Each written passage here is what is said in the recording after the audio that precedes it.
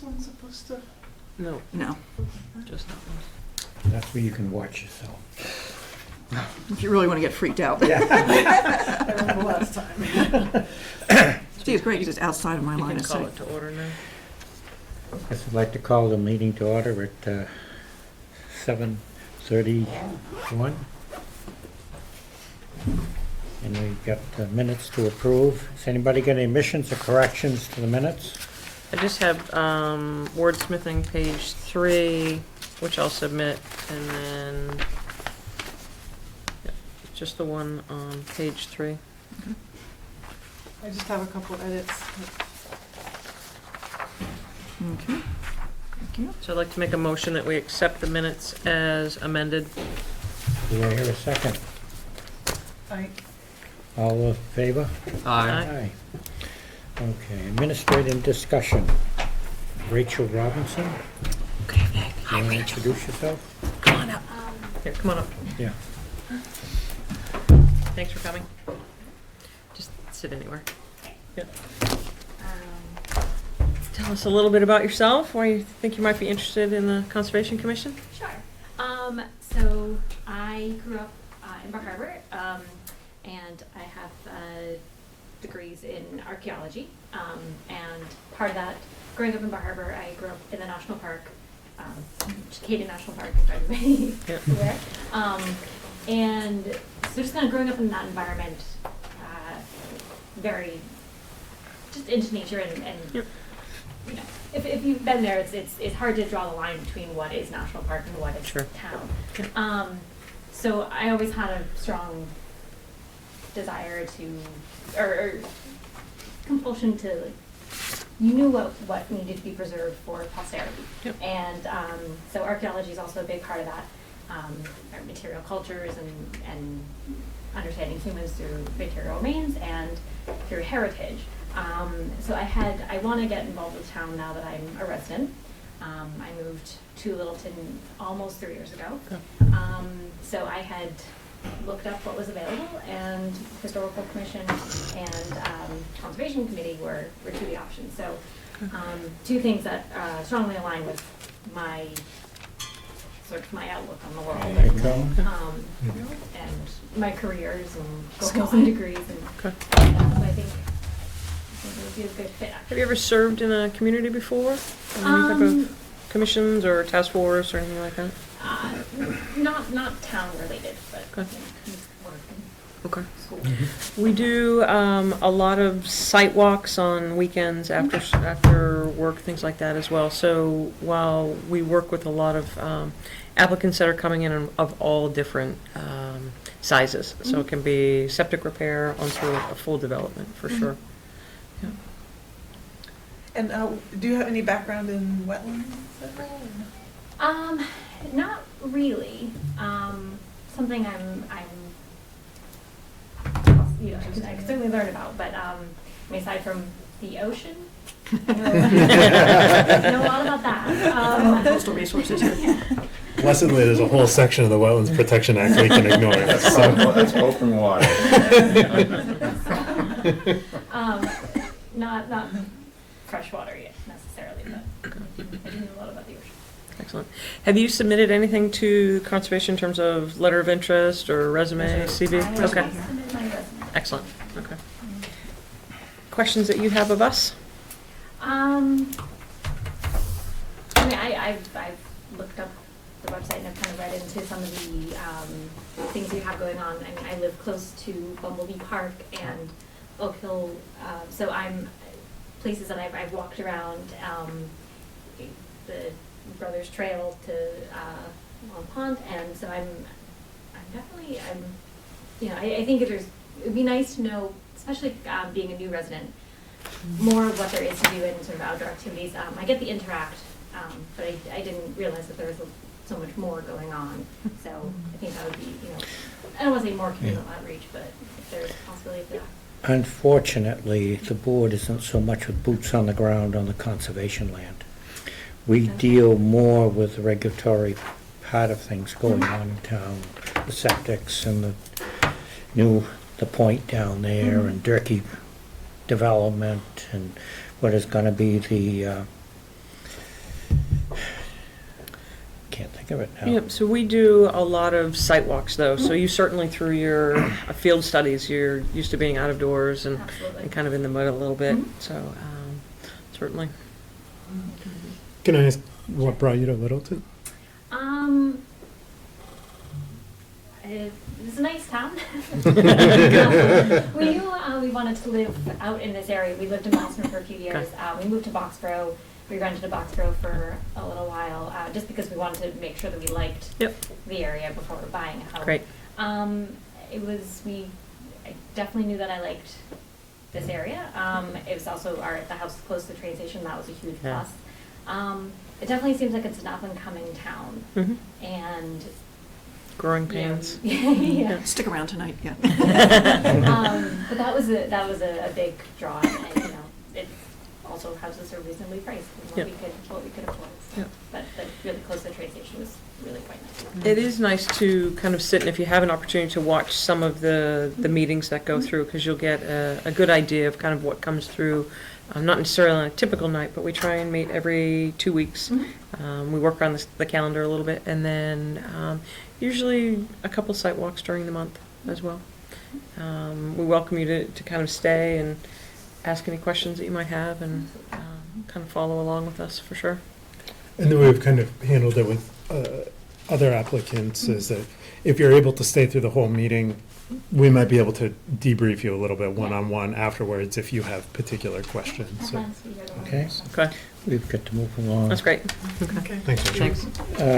What do you have for Turkey Farm on the, Stacy, you got that on? Do you want us to put that to the end? Let's go ahead and start. Well, we might as well move along with the hearings. Public hearing notice of intent is the end of it? Yeah, you're here. 204-836, 417 King Street, map U101, parcel 113 for construction of a single-family home. Welcome back. Good evening. I actually brought one of each of the commissioners. Thank you. My name is Steve Sears, and I'm with Ross Associates. And here on behalf of Linda Giannetta's property. Would you have one for one of the abutters there? Oh, sure.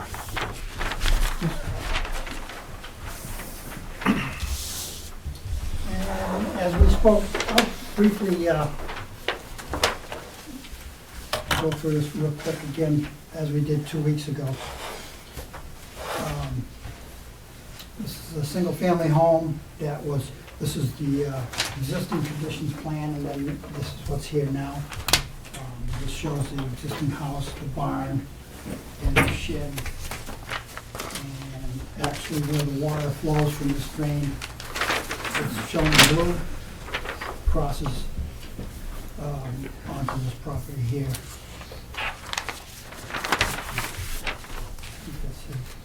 And then, now the existing house was built here, foundation's in, the driveway. They have filed all the loom and everything right on top of this area, which clogged this pipe up. And everything got trapped here. So now what we've done is we've cleared this out here, so tried to extend this runoff area so it You want to come up, Ralph? goes. Yep, that's fine. Okay. Yep. So we've graded this so the water will continue to run through here. There's a small pipe that it would go through so we can maintain access to the back of the property if they have to. And then it just dissipates in here. Now we've added, the commission asked us to add some riprap stone in here. And we added the notes too about the drainage swale to make sure that it was clean, all the organic and any farm material was excavated and just placed in there to be sand. So this should be gravel. All up in front was all gravel. So this, any water that runs through here should just percolate right through the ground even before it gets onto your property. However, this was going there to begin with anyway, so we're not adding any more flow. If anything, it's the same.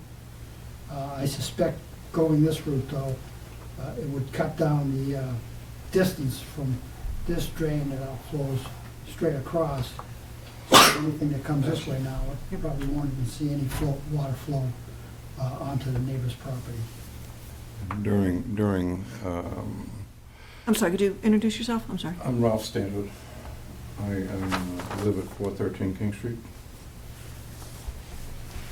The one with the property with the dry well on it? Right,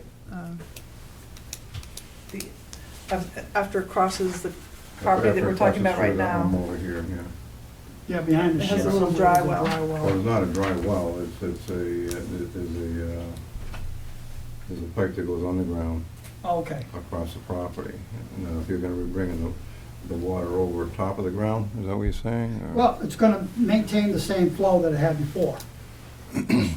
This was on top of the ground. Although you're gonna be making it come higher in the property and it comes back It's down. gonna go, yeah, it's gonna pitch across the back here, and it's got a longer distance to go, so chances are you won't see any of that now. Or if you do, it'll be a less amount anyways than you had before. There was a ditch here before the dump Yeah, went there onto was your just a, it was property. just a swale coming across Right. the property before.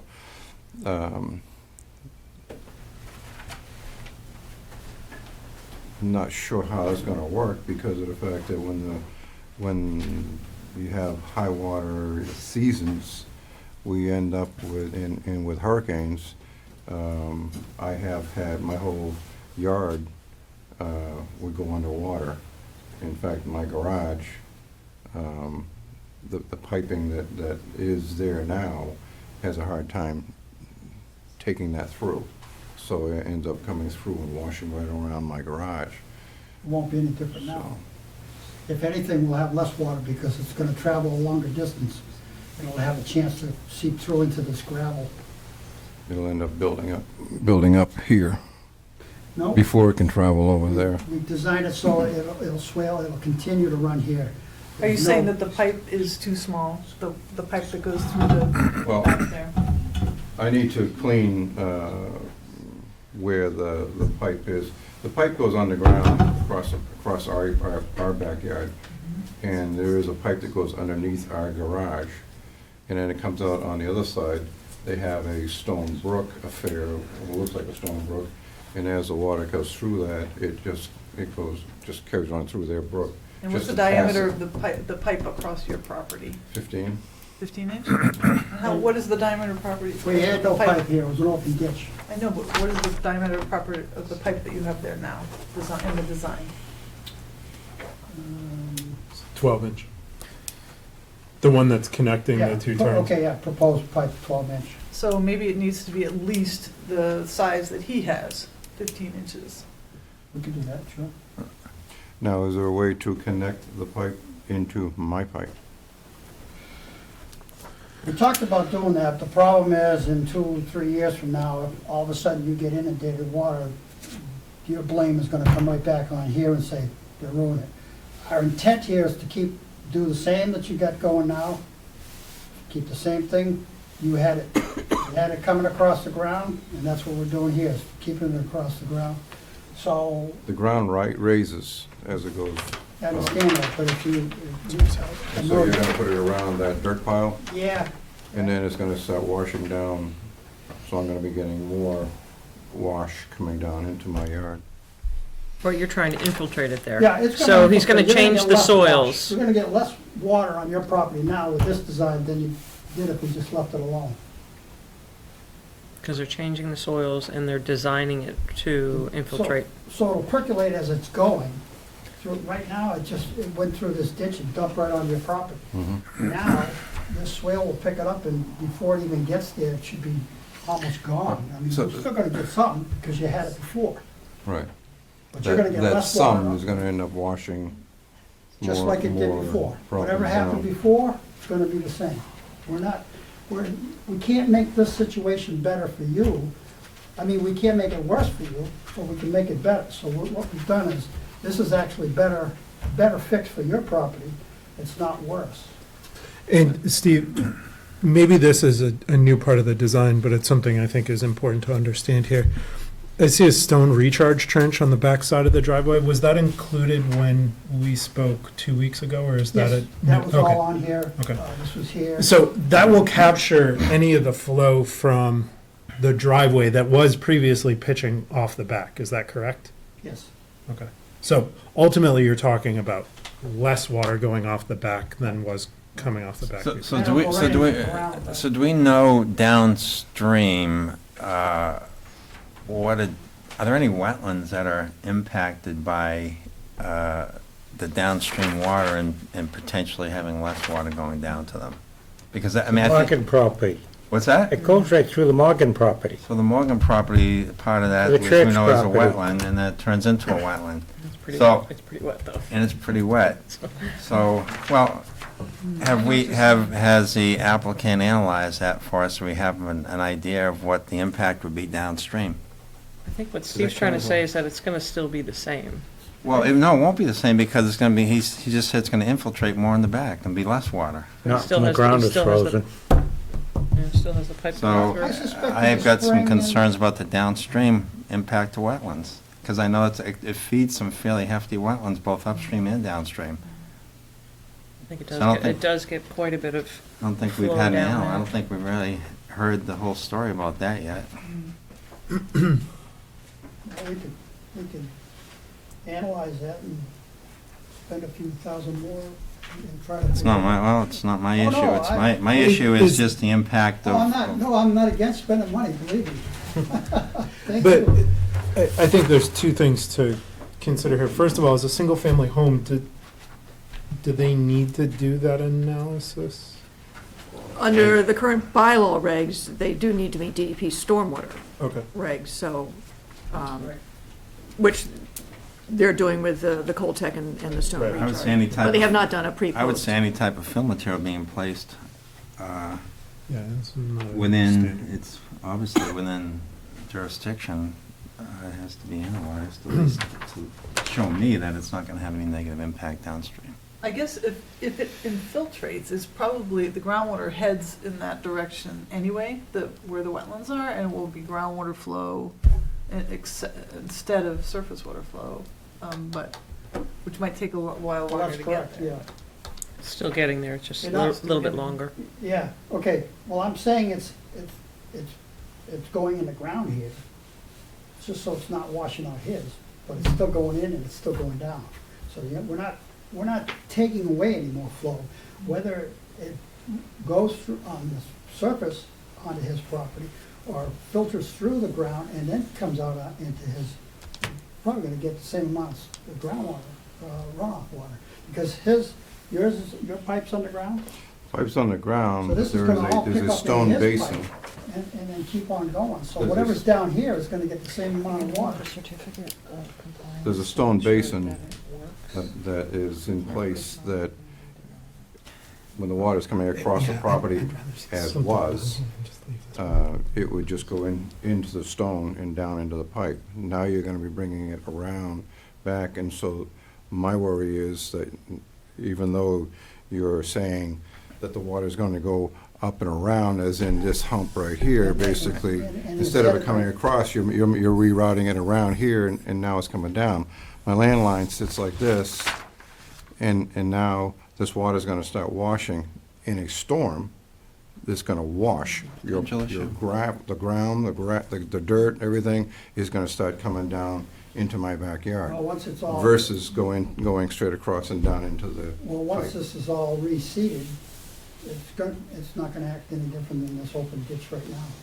We are asking the water to make a turn there, Steve. Would you consider putting, essentially where we make that turn into the dry well, would you consider armoring that a little bit as well with some riprap to make sure that concern is addressed? Because I would just like the water to be, if it's gonna be coming around like that, then I would want it to be specifically directed to aim at that stone, we wanna call it a dry well. And since you've already agreed to armor those corners, we're talking about a small amount of additional Oh, riprap yeah. to, Although riprap, I would object to riprap though, just because bioengineering is is better than stone necessarily, and nicer looking. So maybe instead of riprap, just a mounding directed at that pipe, or directing the water to the pipe more. That's what this design is doing. It's got a direct But it's swale. gotta carry it more. You could have quite a bit of force coming from that sediment basin that's behind the McGee house. But you already have riprap at the Yeah. crucial But I corner. Yeah, in think, and but out, still yeah. coming around, I think And you, then the swale is designed to head right back to his area. So You you're not could do gonna- like an erosion control blanket. You're not gonna lose any water. Right, yes. If that's what you're worried about, not getting the same amount of water, you know, it's gonna head down there. I just don't want property washing onto Well, that's my why- Yeah, property. I'm not sure, I don't disagree with that concern as something that, I know what you're saying, Anna. I think this might be a place where rock gets us a little further Well, than. how high do you something think bylaw. that mound would have to be, though? I would match the elevation of the turns on the backside, so it looks like that's at about an elevation of 102, give or take. 100, I think, or 101? Oh, 102, yes. Yeah, roughly 10 where? 102 perhaps. Yeah, 101, sorry, you're right, 101. So where we make that turn again into the dry well, So the grades wouldn't necessarily change. There'd just be dug out and rock put to right, match rock these to, grades. to keep it from undercutting that hillside. And I would think, understand what you're saying, you don't But it want any dirt washing down here. Right, I mean, right. Once I they, would just like a guarantee that you're changing the water path, that it's not gonna bring, because I don't want to see the dirt coming into that direction. What happens right now is all the property, as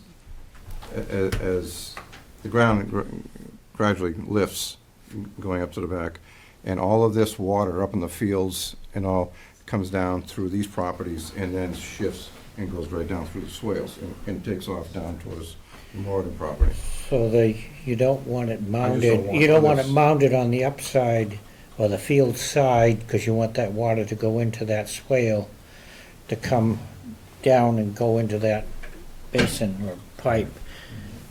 I don't want to have it end up washing across my yard versus I want it directed to that. I would also be interested in holding and not closing this until we've had a chance to inspect it during a storm event of some magnitude, to make sure that I'm looking at Amy to make sure she's The not trouble giving is that that we stink won't eye see again. it in Yeah, doing that action, big. we won't see the actual You're gonna design. after this You'd snowstorm have, when you'd that have melt to, you comes. can condition, But you can not- hold the but not certificate, that design. like we've done at Omni, we can hold the certificate You of can also make compliance. sure that that where make this sure. dry well is actually surveyed too. Yeah, This just says approximate location.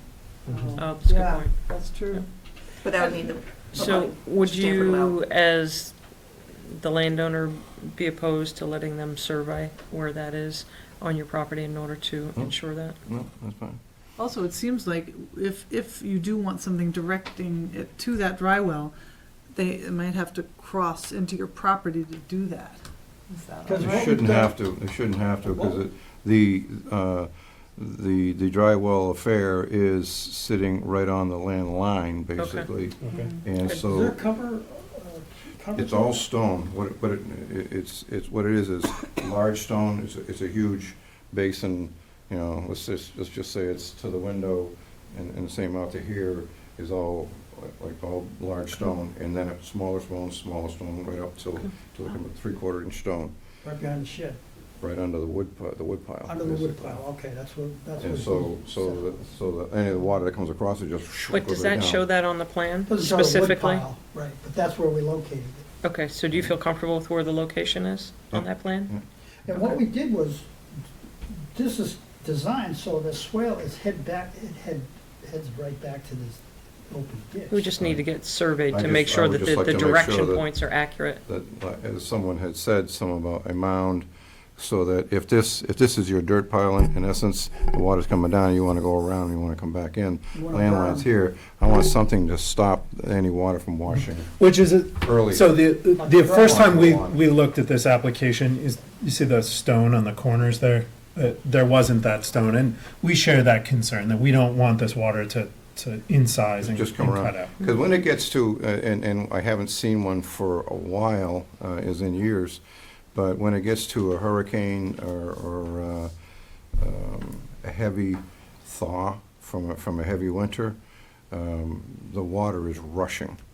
And it comes across, and if you go over and stand near where that dry well is, you can hear the water sucking right down in there, and you go onto the other side of my garage where it's coming out the pipe into my neighbor's, and it is just rushing. It is just torrential coming through there, So would you feel there's a lot of comfortable with water. that stonework going all the way to there, so you don't? Yeah, if you can guide it, if you So show. don't lose any dirt, and just the water follows in the riprap stone? Right. Okay, Yeah. we didn't do that because we just didn't want to encroach on their property. And No, I've told the owners, you know, that I would love it if Oh, you talked. we connect together, you know, so that you direct that water right into there. All right. He had said something about pushing the water back. He was thinking about putting a, sort of a, like our neighbors have on the other side is like a fake brook, so that the water coming from this property, the McGill property, come rushing over, we'll go right on through that and then just attach it right into my pipe and run it right I on don't through, have and a that problem would with be that. fine. I mean, if the commission wants, we could actually pinpoint that, take some more grades just to make sure, and just show that right, continuing right down to I this. think the overall effectiveness of this design will be much improved if you're willing to work with the abutter to marry these up in a way that actually hydrologically connects. And I would encourage you, just at the conference that I just went to, they were saying that during Hurricane Sandy and everything, their experience is that stone increases the velocity of the water. And that if you want to put riprap, that it's better to put soil on top of the riprap even. You can have it under the riprap, under the soil to increase drainage, and to reinforce it, but to put soil and even Well, plants, I so actually it like that slows idea. the water And down. what we can do is have the riprap exposed here and here as we show it. Continue the riprap down here, but lumen seed over it, so you don't see. Right. And then the water will run through the stone like a wick anyway, Under the dirt. under the dirt.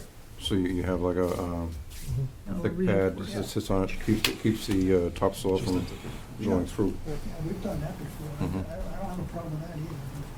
But, Because we can even take a Except portion when you- of my dry well away and then blend it Yep. into yours. That would be fine. You're.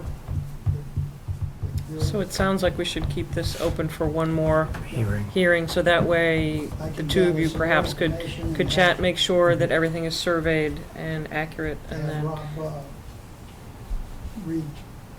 not redesign, but finish that there. Finish out the detail there and make sure you're connecting it to the drywall. Unfortunately, I probably won't get there this week because of the snow, but maybe next week if the snow settles down a little bit, we can Right. go and shoot some grades and pinpoint that. I know it's under the wood pile because this is what Mm. these folks were telling me. We're taking away the wood pile a little still, Okay. you know, so then it'll be gone whenever we need to address it. all right, so Amy, let's go ahead. I know we're busy for the next meeting, but if we can. So, you think you'll have that by March 20th? It's just a week, or April 3rd? Do you want to do April 3rd? Yeah, let's do it. Yeah, okay. All right, so let's go ahead and continue this to April 3rd. Probably is a slight change Okay. in Okay. in It'll volume. give me time to Okay. get. And then perhaps you guys can share your contact information. Okay, great. That pile of dirt, it just looks like needs to be settled or something has to Yeah, happen with it, I don't- because there's a lot of junk in They it. got crossed up a little bit. They So- just pushed it there and they piled it up. For reasons Can't- that we're I not allowed to do anything right now until we. Yeah, we have, right, it will be cleaned up, but we had them stop until we had it all sorted. Yep. And If it wasn't already dropping into a dry well, there's a stump. probably push that harder. This is my property? Yes, this is the before, this is Right. the existing house now, the There's foundation. this, they cut a maple tree down right here. They did. Oh. and there's a huge stump sitting there that I'd like removed. I'll tell them. Okay. If it's yours and they cut it down. No, it's on the landline, it's theirs. They cut it down, but they left the stump sitting there and the Oh. landline's going, Sorry, I mean, okay. the land Okay. across, so that's. So we stopping have to it. keep going, so if you Yeah. guys want to share contact information, but Yeah. we've extended you to April 3rd. Okay, thank you. Yep. Thanks, Steve. Okay. Continued public hearing, request for determination of applicability, Freeport Pond Hill Road, map U dash Okay, chill, 28, chill. parcel 64, filling in a area behind the house. Good evening. Evening. You brought your big guns. So Sue was kind of. Because of my tardiness in getting everything. He was in, oh, I- I'm sorry, he I was in my office so I much. emailed, Sue, we appreciate you're here. I emailed Amy Sunday, actually, and didn't get to Sue until this morning. Gosh. She's kind enough to redo and actually come out and take a look herself. Okay, well, have a I seat. think I did that So, one backwards on you. we do a little review. We were back out, we were on site, 2 weeks ago? Thank you. No, week Week ago. week ago. Just a weekend. And so we went through, and I feel like we made some good changes on the site, well, suggestions, not changes. So just kind of walk us through what you've done with Sue's guidance from the time that we met until now. Well, what I did on my part was, well, I had mentioned that a couple of the stakes they were actually beyond the tree line. And I had stated at the time people were out at the site, that the end of the slope was going to be on the opposite side of the trees, and you asked if I would restake it and take measurements. And I did that, and I flagged the trees Yep. that are staying, which are most all of them. Okay. So approximately how many do you think are coming out? Just ballpark. And they were fairly small diameters, most of Right, them. in with these trees, probably 5 or 6. Yeah. And what Brad had me do was scale back the limit of grading basically to the edge of the tree line so that he could keep the trees. What I've done is I kept the hay bale line where we had shown it before, or erosion control barrier, we were going for straw. So that there was some room to work around at the base of it. There was the pile of brush and I'm not sure if it was some cut wood to get out of there, just so that the erosion control is the absolute limit, but it gives them some room to get in and around, cut out some of the invasives in that area to be able to work it. So what I've shown is a 2-to-1 slope. The key thing is he wanted to save a couple of these key trees, so we worked back from that, blended in the grades. Sorry, we heard as your wife wanted to save those trees. Yeah. The other thing is I we tried to pay to go in and tell them they had to go, but they wouldn't do it. We checked the existing slopes, and they're roughly a 2-to-1, so it's going to be sort of a continuation on the existing slope on the side of the house, just So, extending it A out. little shallower from the 1-to-1 that was Right, originally right. proposed, but. And if okay. you looked at what was out there now, it was at roughly 2-to-1, but there were some large rocks in there that made it a little tighter in places. The other thing I looked at is the forsythia is about to bloom out there on the slope, and I said that would be great to plant on the downhill side, good for retention of the soil, and it's going to be a nice visual barrier for them as well. It'll be pretty in the spring. So basically, you can see the gradings pulled back from the hay bale line, but the hay bale line I'm keeping in the same spot because we figured it gives him a little room to be able to work down there.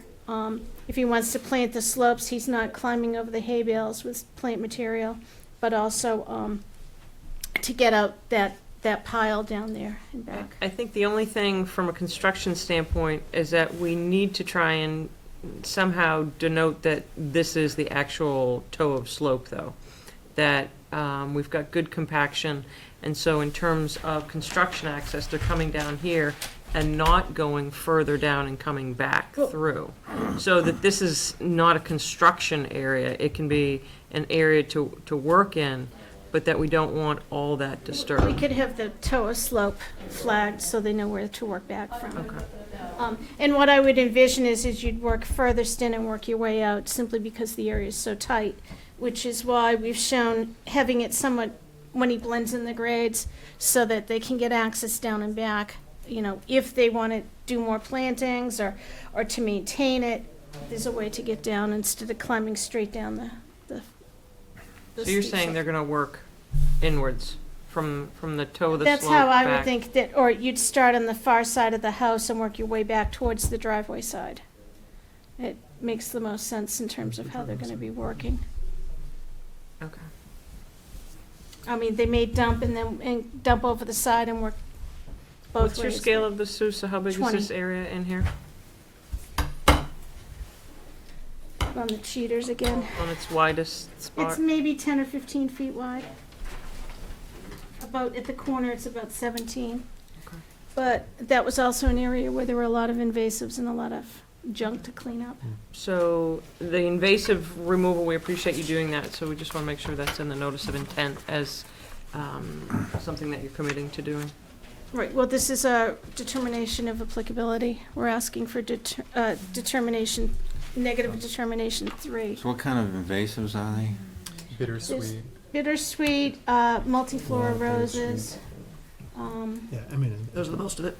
Yeah, I Just two. standing there with Brad today, and he kept trying to brush the bittersweet and the roses off of me, and It I'm was like, the- I'm short enough, it didn't bother It was me. a rose, the pickers are bouncing Just- off your head. Yeah, just so you're aware, when you remove invasives, you have to, they have to be removed in certain ways. All invasives aren't removed the same manner, because sometimes you actually would increase the invasives by cutting them the wrong way. So just be aware of that. You should make sure you look into that, because it's, it can work opposite of what you're trying to accomplish. You don't need more. Well, that's why you have to do it right. Yeah. It's really important to do it correct. So I'm not comfortable with a negative determination of applicability here. I think we're talking about a fairly substantial amount of fill within the 100-foot buffer. I understand that the closest work is 70 feet. And if Actually, we're the work is gonna be 85 feet now. 85 feet, okay. If you pull that in. You've Right, got for the 72 work. here, To the hay bale line. but that has access, so unless that's pulled in, it's still 72. And whether it's 72 or 80, But I you're think still one talking of the about. concerns also when we were on site is that Brad had mentioned over time, this is going to get done. It's not as though we're gonna turn it on, bring in all the fill, compact it, and seed it. So that was a concern that we had during the meeting on site, was that it's gonna be exposed. So we wanna make sure that we have the parameters to keep the site fairly tight over time. Yeah. If I were Which would- able to which do would, it all at once, would that change? It wouldn't change my opinion, but that's just. Well, to be honest with you, the only difference between a determination and the notice of intent in terms of plan preparation and the work being is just the paperwork and recording things at the registry of deeds. Both the order and then the certificate of Well, compliance. It's I having don't- the order of conditions. Right, in the order of conditions. I Right, don't right. disagree with But you. in a- in But I my don't- concern is Which that. is how we control it as Well, well. Right, right. It- But I think there's not gonna be a whole lot different being done, and to be honest with you, for a small homeowner, I'm not sure he's even gonna bother with it if he's gotta go through the whole order of conditions process. I'm not sure. It seems Well, to me he this- has in front of him right now. I'm more than happy Yeah.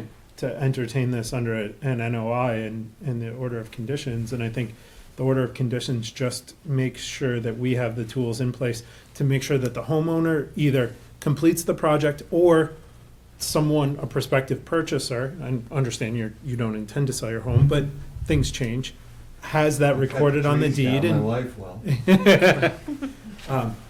And we had mentioned that on the site, that's why we were leaning towards a notice of intent, because we do have to look at the worst-case scenarios. If something happens and you move and the site is left disturbed, we have no recourse to get it completed So- or stabilized. I would be comfortable with this. A couple conditions about clean fill, would be one that I would want to see. The couple others that we've talked about, and I would be comfortable approving this under an NOI. I'm personally not comfortable issuing a negative determination here. Well, you can talk about it. And that really is, you can go either way. You can condition an RDA. They usually Right. suggest if you have more than a couple conditions, you should be looking at notice of intent. And that's why we put the additional details on here, and, so that the commission could do it with the condition of calling at Amy for inspections and follow-up when the project is complete.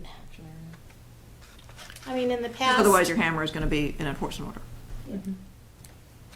Where we're more than 50 feet away from the wetlands, we felt that this was, and then especially since we pulled the fill bit further back. How much fill is it? I haven't done any counts on it. But it is substantial, correct? Yes. And I forget I'm sorry, if you've said where you're gonna store the fill. Well, it You would be can't. It's put right in place. It would It's be gonna go right put- in and get compacted. Right from the truck? Yep, dump- they dump it, compact it, and then bring the next load in.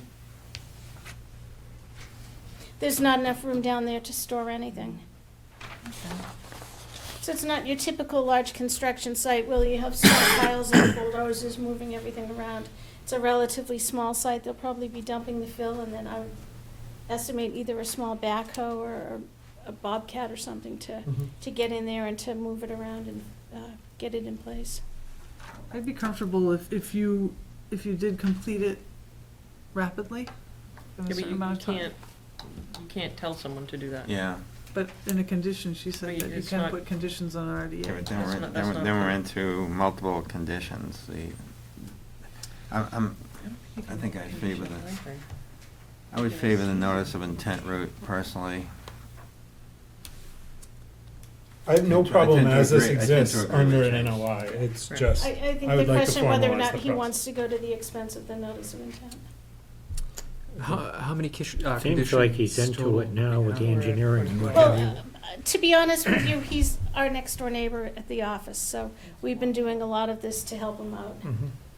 Typical homeowner, he doesn't understand the terminology and gets I thought I did overwhelmed, till so. I came here. That's how I feel It's every time. learning. I'm learning, oh yes, I'm Yes. learning. But as we said, I mean, we do feel comfortable at this point, but I feel as though the notice of intent, based on the amount of fill and the time frame, I'm just concerned that it might be open and exposed for longer than what we would traditionally see. How long is that? Well, you told us a couple of years. Well, and same thing Well, with that an order would of be a couple of conditions years. gives you 2 years. Wouldn't be a couple of years. How long do you consider to be normal? I would say a couple months. I'd say 30 days. Yeah, like 2 I don't months think is you could usually- do it in 30 days. Because depending on the timing with the weather, you may or may not be able to get it replanted and stabilized in 30 days. Well, with the kind of weather we have, it would be good sooner the better, because we have been getting, Right, but that's based on Violent fill storms. and prices and things like that. You're at the mercy of who's got the fill and when, and Exactly, which I haven't so checked. the all my economy of it avenues might on be the to fill. his Yeah. advantage to do the notice of intent, because then it does give you more time. What does the notice of intent give you, time-wise? 3 years. 3 years. But there would probably also be conditions, I assume, for winter stabilization But if that you're get- going. Gets more complicated. You'd really want to do it in 2 Yeah, I mean, I would love to see Yeah. this done in Yeah. 2 months' And I time, think but, he It'll be would nothing like but a to mud too, hole. but Yeah. it's hard Right. to Fill is estimate. just expensive. yeah, no, I understand. It's an Which is, expensive project, yeah. and I think everybody wants to see it done right, especially you, right? So the amount of time it takes to do it right is probably more important than, How quick? yeah, how quick it goes. And I understand that. I would rather see it done right. But that's the other reason why I'd sort of rather go to the NOI side than a negative determination. Andrew, you got an opinion? I don't know. I would love to be able to do it under an RDA for you guys. I know that we have quite a few conditions that have been mentioned. Do we want to do maybe a vote and see? Well, the conditions I have is, and telling you these right, have a specific control plan for the Rose and the Bittersweet. Use clean fill, notify me when you start, probably stake the limit of the fill. I mean, things have been said, and then potentially maybe a seasonal closing plan or. Yeah. Yeah, that's the other thing that Yeah. I really want to see is if, in the event that this goes into next fall and maybe you haven't been able to complete it, we would want to know from you what it is you would do What to, stage I'm at, what I'm doing Well, to, how you're preparing it to stabilize it going into the, Winter. Yeah, so and by that September. doesn't have to be a long elaborate thing. We just want to know that it's been thought of and it's accounted for and you know what's expected Right. to complete it. I would plan to be done before the winter. I don't know about a month, but I would plan You'd to- probably have to be planned to be done by September 1st, 'cause you have so to it'd get have a grass to chance grow. to Yeah, grow. for anything to grow. Yeah, much hydroseeded But it. to say that he'd be done for the spring growing season is pushing it, Right. you know, to have it done by the end of June is pushing it. Right. It may be a case of ready for September growing season. So what's your, Sarah, what do you, for notice of intent, or? I just think for the amount of fill, if we thought that we could get it done in a shorter time period, but we can't condition it. You can't condition someone into a time period. But that's, I mean, I feel comfortable. Can we not condition a shorter time period? No. You can condition it, but if it doesn't get That's done, it. it doesn't get But then done. we end up, That's a bit. Then you're into an A enforcement very order, so, ugly so, scenario. yeah. But admittedly, we struggle with this in Acton too, when you see an RDA come in and it's like, you should have been notice of intent. So it's a tough call.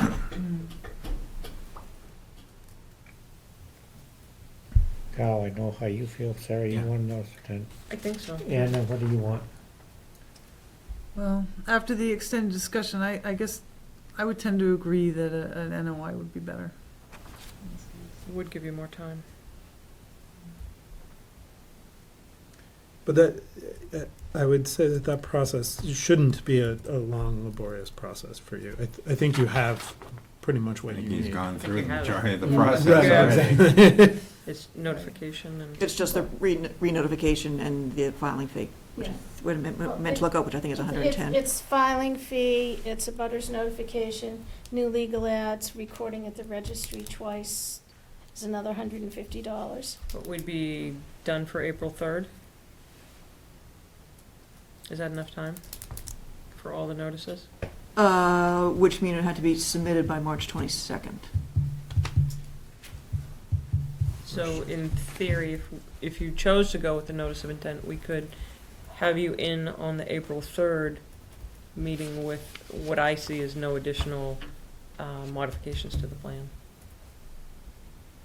Is that agreeable with the rest of the Well, board that's, members? no, it's not, No, that's up to him. No, but I'm asking the board members that they're all right with this plan without going any further in detail. I'm prepared to approve this plan as it exists. Carl? Anna? I think so, yeah. So it's just a matter of filing the proper paperwork.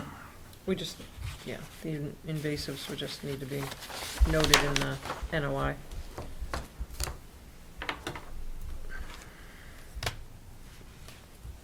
Okay. Well, you may or may not see us on the 3rd then. Just Or the 22nd. Yeah. And Brad, you know, if you need help going through the forms and stuff like that, I can help you out with that too. Thank you. So when's the next hearing set up for? 3rd? Well, it's not set up, it's if we Oh. get everything in by Oh, the I see. 22nd, you can be on for the Is 3rd. you leaving it, are you leaving it open, or are you asking us to vote on this evening to close this? Well, So You can't leave it open because So- it doesn't make any difference to leave it open. We have to have some action on it, Yeah, or you can withdraw it. That doesn't We prove can have a anything. positive Yes. determination. right. No. No, it Yeah, is a but no, positive, yeah, because it it is is an positive. impact, yeah. Positive saying you want a notice of intent. Right, but we have to do something before they leave. I think we should do that. We can make a vote. I move Somebody- to, Go ahead. I make a motion to issue a positive determination on, what are we? 3-4 Pond Hill. 3-4 Pond Hill Road in Littleton, Massachusetts. Plan by Brad Town, dated March 1st, 2017, using this plan. No, I don't, wait, no, we don't use Yeah. this plan. Okay. Do I hear a Second. second? All those in favor? Aye. Okay. Okay, Thank you. thank you. Yeah. Okay. Do we not continue- have alumni field tonight? Continue public meeting Not till later Public on. meeting, request for determination of applicability of 45 Manawanaki Trail map, U47, Placer 47 for removal of trees in the buffer zone. Someone want to speak to that? I'm Joshua Fritz. I'm with Hartney Graymont, Division of David Tree. I'm here for Ben Sykes. He's a homeowner, or the father, son-in-law of the homeowner of that site. Do you have something that states that you're representing them? As far as, He had sent me an email, Ben Sykes had sent me I an just want to email. make sure Yeah. of record that you have I'm sorry, permission to yeah. speak on I their said, and I behalf. said, and make sure he knows what he's talking about. Ben said, yes. So, yeah, I can get my email on. No, it's fine, as long as Amy knows it. So here's the site. Sorry I didn't get all copies for that. It was kind of last minute. So what are we looking? We're at looking RDA to here. remove Okay. 4 trees. One of them, the oak, the one in the green, has a severe cavity. That site right there, so it has the potential to fail and hit the structure. The first pine, that'd be number 1 right up the road.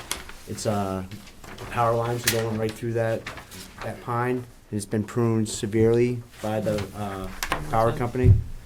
So at this point, if any pruning would be done to that tree, it's already starting to fail.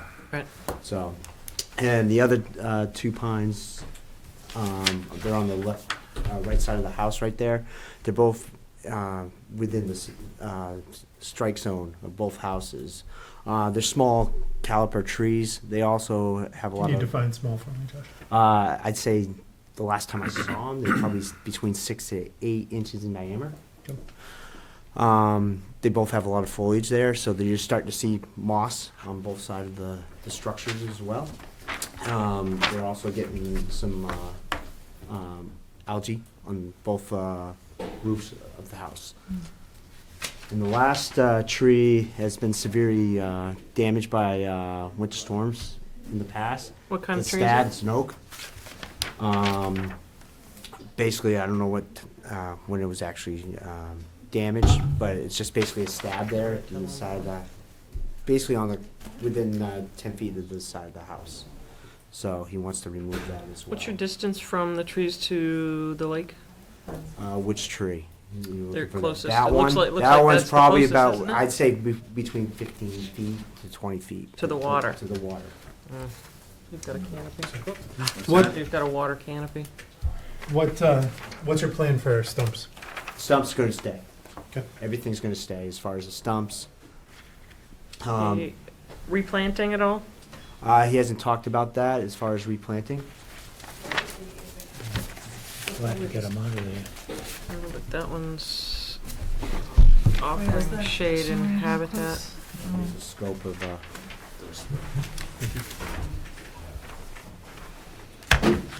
Talk to me about the oak with the cavity. A little cavity? bit more. Probably about 20 feet up. Leaning towards the house, leaning away from the It's house. leaning towards his house. It's actually the neighbor's tree. We have access agreement with Seems like that there's still tree plenty as of, well. Shady. Yeah. The reason I ask is that one of the things under our purview is wildlife habitat. Trees Absolutely. with cavities are Our prime habitat. habitat. Totally right? understand So that. I'm, of the 4 here, or 5 here, the oak with the cavity is Sure. most interesting. Sure. As far as the decay in there, it's pretty significant. Okay. Yeah, it's pretty significant. So I understand the cavity and bird life habitat. You don't want it falling on the house either. Yeah. That's right. that's his concern. Yeah, that's his concern. Okay. But it is leaning toward the house. Yes. Puts the structure at rest. Yes. Maybe in the house after tonight. That's. I've been talking about this with him since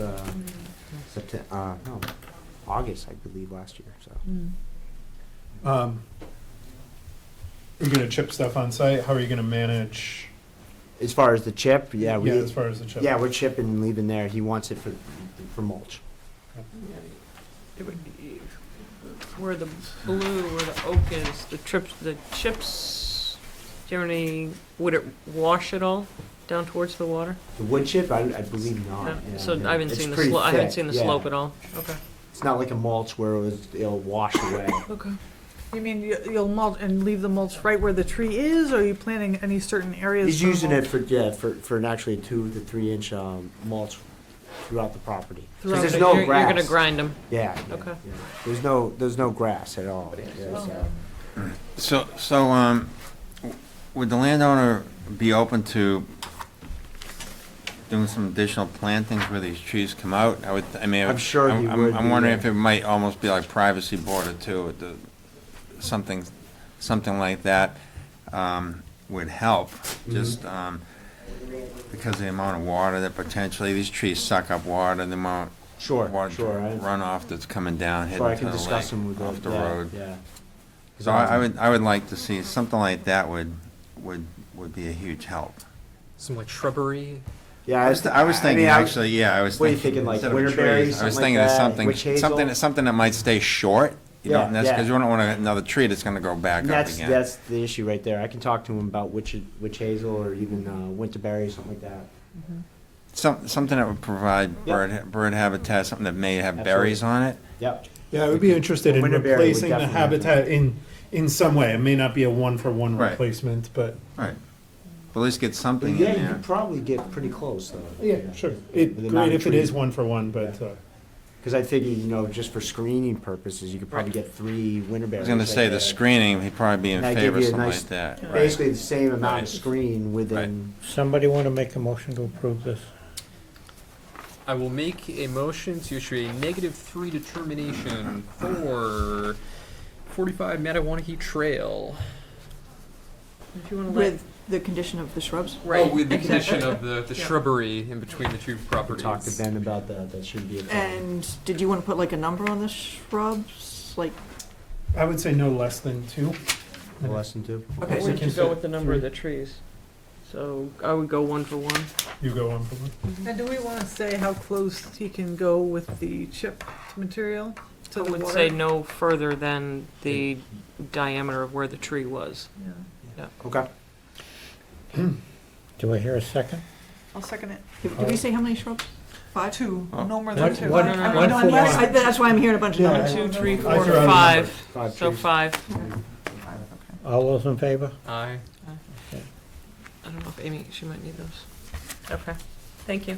All right. Yeah, I gotta say, this is one of the best tree cutting applications. Yeah. It was Yeah, He's an arborist himself. So. I know, yeah. I met him out there, I guess it was last August. And all this. Just ask Amy if she does. Amy, you got Just I got all that. Okay. Is that the permission for you to be on the permit? Yes. She Yeah, probably she needs needs that. that one, yeah. Okay, That's, good luck. Thank you. Continued public hearing notice of intent, What? 204-834 Russell Street, 55 Russell Street, map U19, parcel 21, for renovation of the natural grass field, be an Yeah, we're just behind infield the doorway synthetic right turf field renovation Rip it, didn't I? to the existing softball field. Additional improvements include a new amenities here. building. Amy, are they coming? New grandstand, fencing, drainage, and additional parking. They had, all sorts of sick kids and personal illnesses. So are we So, what was their request? The um, 20th or the 3rd? He didn't know if you'd be able to close or not. I mean, I'm Green not is done. Green Affiliates has their final comments. And the only outstanding thing is where the groundwater monitoring wells will go. And Corey and I went down there and looked at it, and you can find a place to put it. Board's involved, so that's good. I have no objection to closing this without the applicants here. I just Is that their wish? want to make sure That was their wish. I Okay. told him he might not get it. Oh, okay. No, I But they had no one else to send. yep, no, I mean, I agree. They've satisfied Green's review. They've satisfied, I think, the concerns of the commission. And if the last outstanding thing is the location of a couple wells. Yes, I think you probably got 2 conditions. One is gonna be. So do you want to make a motion test to pits. close it? Wait a minute, let's go through the 2 Yeah, conditions. let's go through the 2. I think the 2 other, or one is the final test pitting out in the field when they can open it.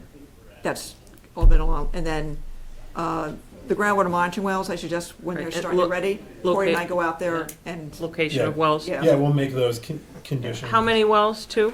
2. Okay. And was there anything about the snow storage? I thought there was a concern about They've got that on a map. Yeah. Well, Got it on the map. nonetheless, I think that should be a condition that we articulate on the order of conditions. You're gonna get a surprise after the snow. It's on the Mhm. plan, I think.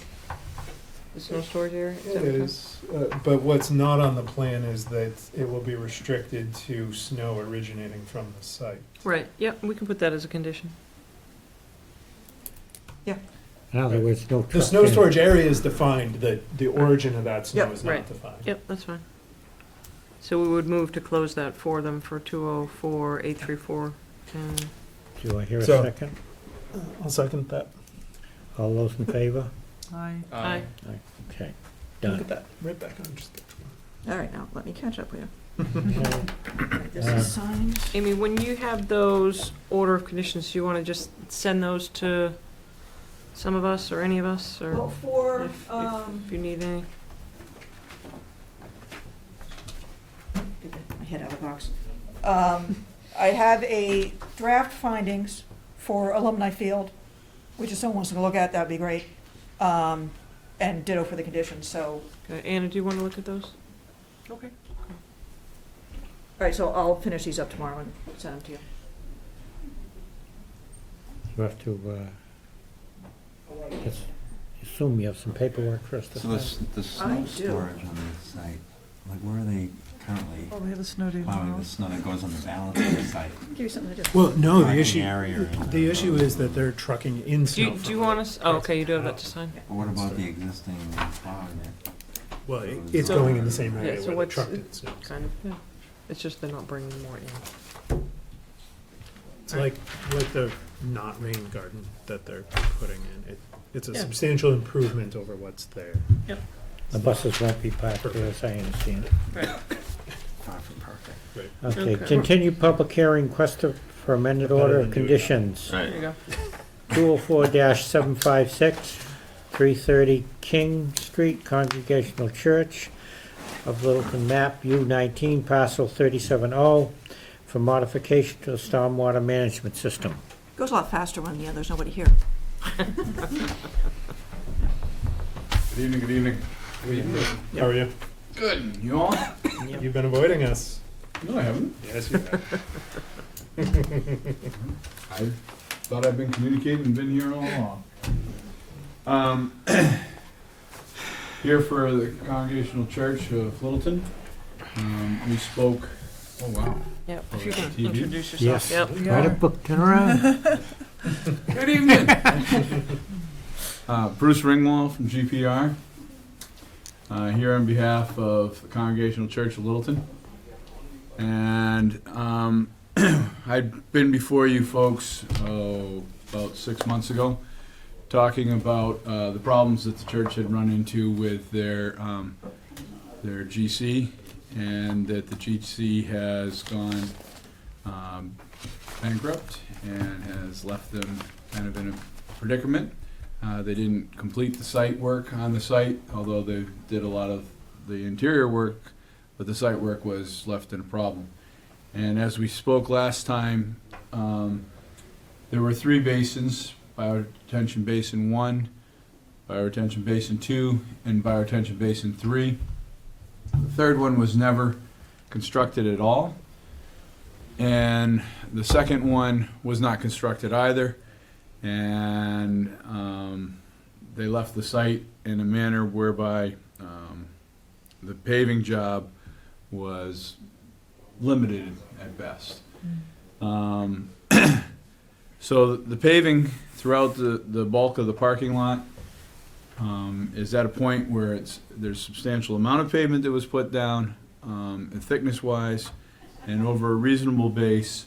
But the site work around the edges, I don't know if you remember August 2 years ago after it was put down, it looked like nobody had done any site work around the outside edges. And the church, together with, paid another contractor to come in and manicure up the slopes around the site. And with your agreement, we agreed to dig out this basin just to kind of make it a bowl that would collect runoff during this year.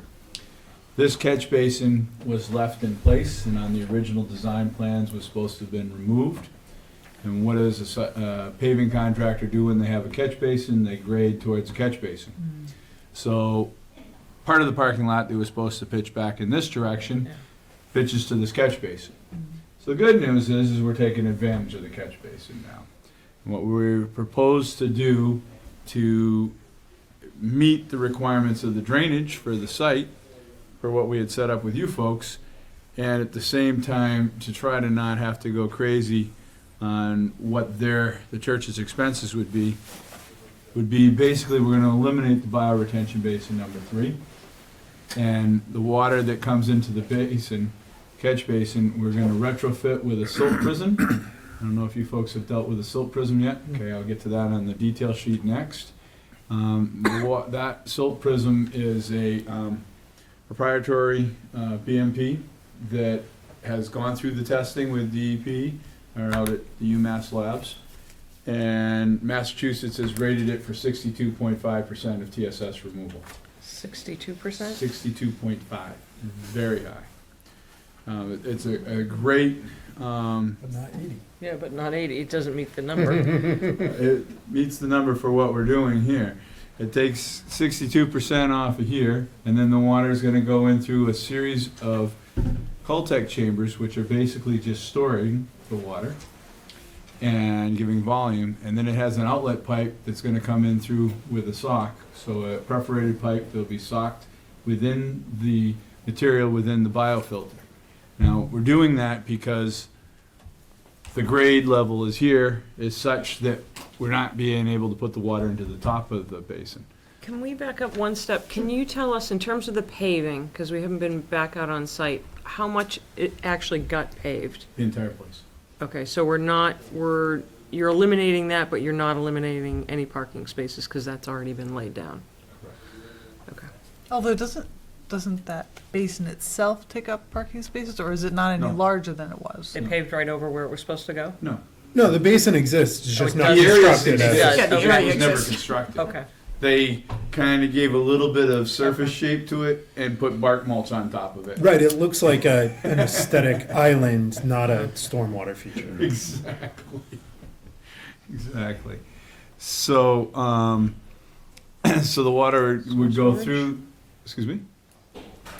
Snow storage? Can you use it? What can we use Over that? here? Yes. What can we use it for? Yeah, this can be used for snow storage. Okay. So the water comes through here, and then it goes on an outlet into a socked, a filter sock on a perforated PVC pipe within the media. So then the basin. So the grade is such that you can't discharge it to the surface, you've actually got to discharge it into the media. It's not too far below the surface. Okay. It's very close to being near the surface, What but is we very couldn't close get to? on the top. Well, let's turn the page and we'll look at the detail. So here's the basin. Okay. And here's the sock. Okay. Coming out. So back here, and then we'll come back to the details for a second. We've made this basin volume bigger by, when the basin comes in, it's got slope to it. And so what we've done is we're putting in a waste block retaining wall along the front side of it so that we can have more depth and more volume to the basin. A what block? I'm sorry, I didn't. Waste catch- block, big concrete blocks. Oh. You see them used all the time around. What's the Digi- depth? So the surface of the thing is at 96.5 and the bottom is at 93. So it's 3.5 feet. So there'll be 2 blocks, waste blocks that we put in here, V blocks, and then the surface Some water sort of that tongue and comes groove in. on them to keep them together. Yep, they've got a V notch in them. What type of maintenance will this require? This won't require any more maintenance than the bioretention basin that was there before. And we have the stormwater O&M that Is that we had is that before. an updated one now? We have an updated one now because of the silt prison. The silt Okay. prison is a new piece. So here is the catch basin, and the silt prison comes in and it gets anchored to the sides so that everything that goes into the basin then has to collect and then go out through it. So it's like a It's like a big silt sock preventing any of the sediment from flowing out of the basin. So it's like a big balloon underneath there that fill, Yeah. kind of Kinda. slowly fills up. Was there anything there before? There was a catch basin with an outlet pipe directly to the channel. Directly to the channel, and this is all going to We're gonna be. removing that outlet pipe to the channel. So the silt prison has got a graded mesh on it. So low flow conditions, we grab the finest, up to the highest flow conditions, we let more flow through and potentially carry a bit more with it. Accepting that your heavy things will settle to the bottom. Right. How much? How does it get Occasionally you'll cleaned? have to, excavate out What's the that? How bottom. does it get cleaned? They can clean it with either a shell, a clam bucket, a clam shell, or with a suction hose, vacuum hose. I mean, you have to be That's careful you preferred. don't tear it.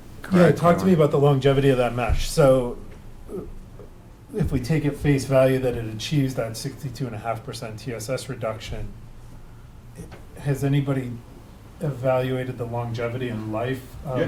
of that? Yeah. And what kind of operational life are we anticipating for something like that? From everything we've seen, that they've got a very long operational life. I don't have definitive ages on it. I haven't gone and checked into that, but I can get you an answer for it. I mean, but I would, Curious if, See if if, it any, says of, in if here. any of our neighbors are using it, or who's used it to back it up a little bit in terms of in the field, been Yeah. placed. Or is it that? it's definitely been used. Yeah, we'd just like to know where.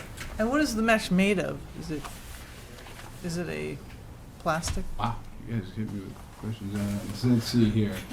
you got us It's a- excited here. Yeah, well, New choice. As long as it it's an works. 850 micro mesh up top, a 212 micro mesh below, and a 20 to 50 micron membrane down the lower portion. But what is it It's a made? treated skirt that allows the unit to operate as gravity separator and a staged membrane filter. But if you I go have in, no idea what it's. if you go into the clamshell, you're gonna destroy it, because you're No, gonna. because the clamshell's going down to the bottom and hitting this thing. The only way you can use the clamshell is if you have hose on site, which they do here, and then you can hose the material down off the sides. Otherwise, you. So how does the sack get cleaned? I The guess. sack is along the sides. It's not all the way down to the bottom. So you hose the sack down. Sounds like we have to do a little research Yeah. on that. And I think Or where you're if looking you for have the s- specs or a brochure or something, you Yeah, can send I over. definitely have the specs in the Yeah. brochure. Yeah. I can send It those sounds with over. all the field changes, it might be good for the commission to go out to reassess the changes and to actually look at the conditions that are there. Fine. Conditions that are there have not changed any from. But we have not been on site. I know that. I haven't been on site since pre-construction. Can you talk about these, this series, one more, I couldn't really understand how this functions? Series of, What we're doing with this is we're disconnecting the outlet of the catch basin, which right now goes right into the swale out back. And we're taking the water and putting it into a series of Coltech chambers, and they're just using them for storage. so is it settling, are they settling chambers? Oh, okay. They do allow for settling, but we're just letting them go through there, so there's just a volume holding the water, and then it goes out So the. it's a goes out the- spillway, like if this one fills up, it spills up, so it They're all spills. connected, so they all will fill, just like water seeks its own level, it'll all fill together, and then the water moves on through. So it seems like So what are if those Coltech chambers. dividers, or what are those They're dividers? just the then? edges of them, you know, and a then big storm, wouldn't the water, running off that parking lot in a big storm is going to go kind of right through this whole system fairly quickly. how's it gonna Change the hold grading. Because you get a catch basin right there that's collecting all the water from the parking lot. Right, and then that water's going, as it's coming in, it's going into So here. what's the time period between, by the time it leaves? In terms of your calculations, like Yeah. what storms and, Yeah. yeah. Is that in, It's, that data. it's in all the data, but I'll give it to you right now. Yeah. well, we have to look at So- it anyway, so. So in the previous analysis, when we had this to you before, versus the modifications Yeah. here, the rate of runoff in a 2-year storm is 0.1 CFS less, in a 10-year 0.04 CFS less, in a 25-year storm it's 0.303 CFS more, in a 100-year storm 0.06 CFS more. So we're having it the same rates and the same controlling that we had previously. The volume of runoff we're reducing all the way across the board, the 2 through the 100-year storm between 800, 800, 800, and 850. So it's basically, we're reducing the volume of runoff throughout the whole place. So what impact did that other, what did we call Right, if you it? go back to the. What did we call the other area? The bioretention area? But yeah, so what impact did the loss of bioretention that- area have? In the on it? original plan, if you remember, there was water that drained into here, which was a small bioretention Right. area, and it had a pipe that was an equalizer. So the bottom of it went over to the outlet pipe at the bottom of here. Any water that went in here was not getting treated by the second bioretention basin.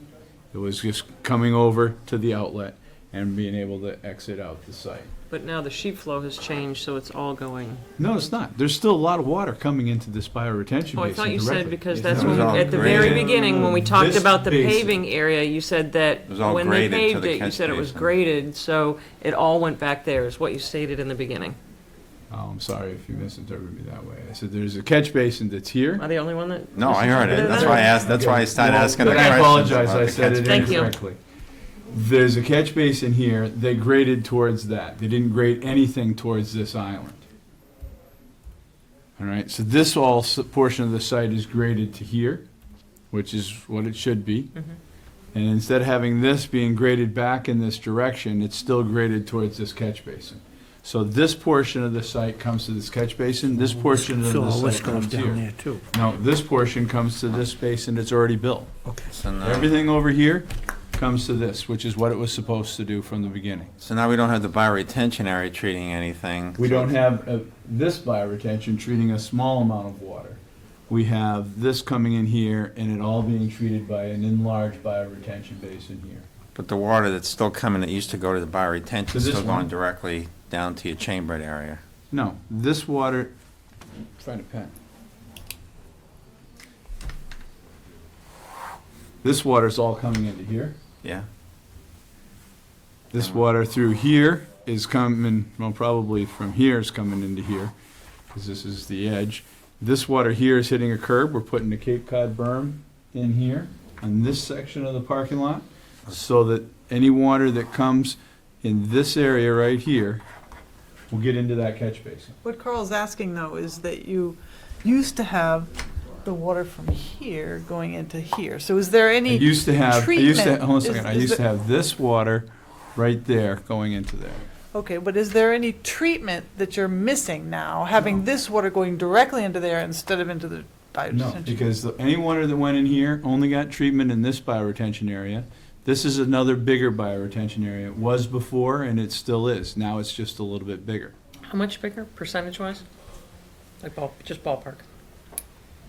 15%, 10, 15%. So you've added 15% more capacity, and as a, That's you basic. know, looking just not having looked at that, and just making sure that we're, by adding the other 15%, that you do have enough capacity there with a unit with the salt prism that we're not accustomed to just yet.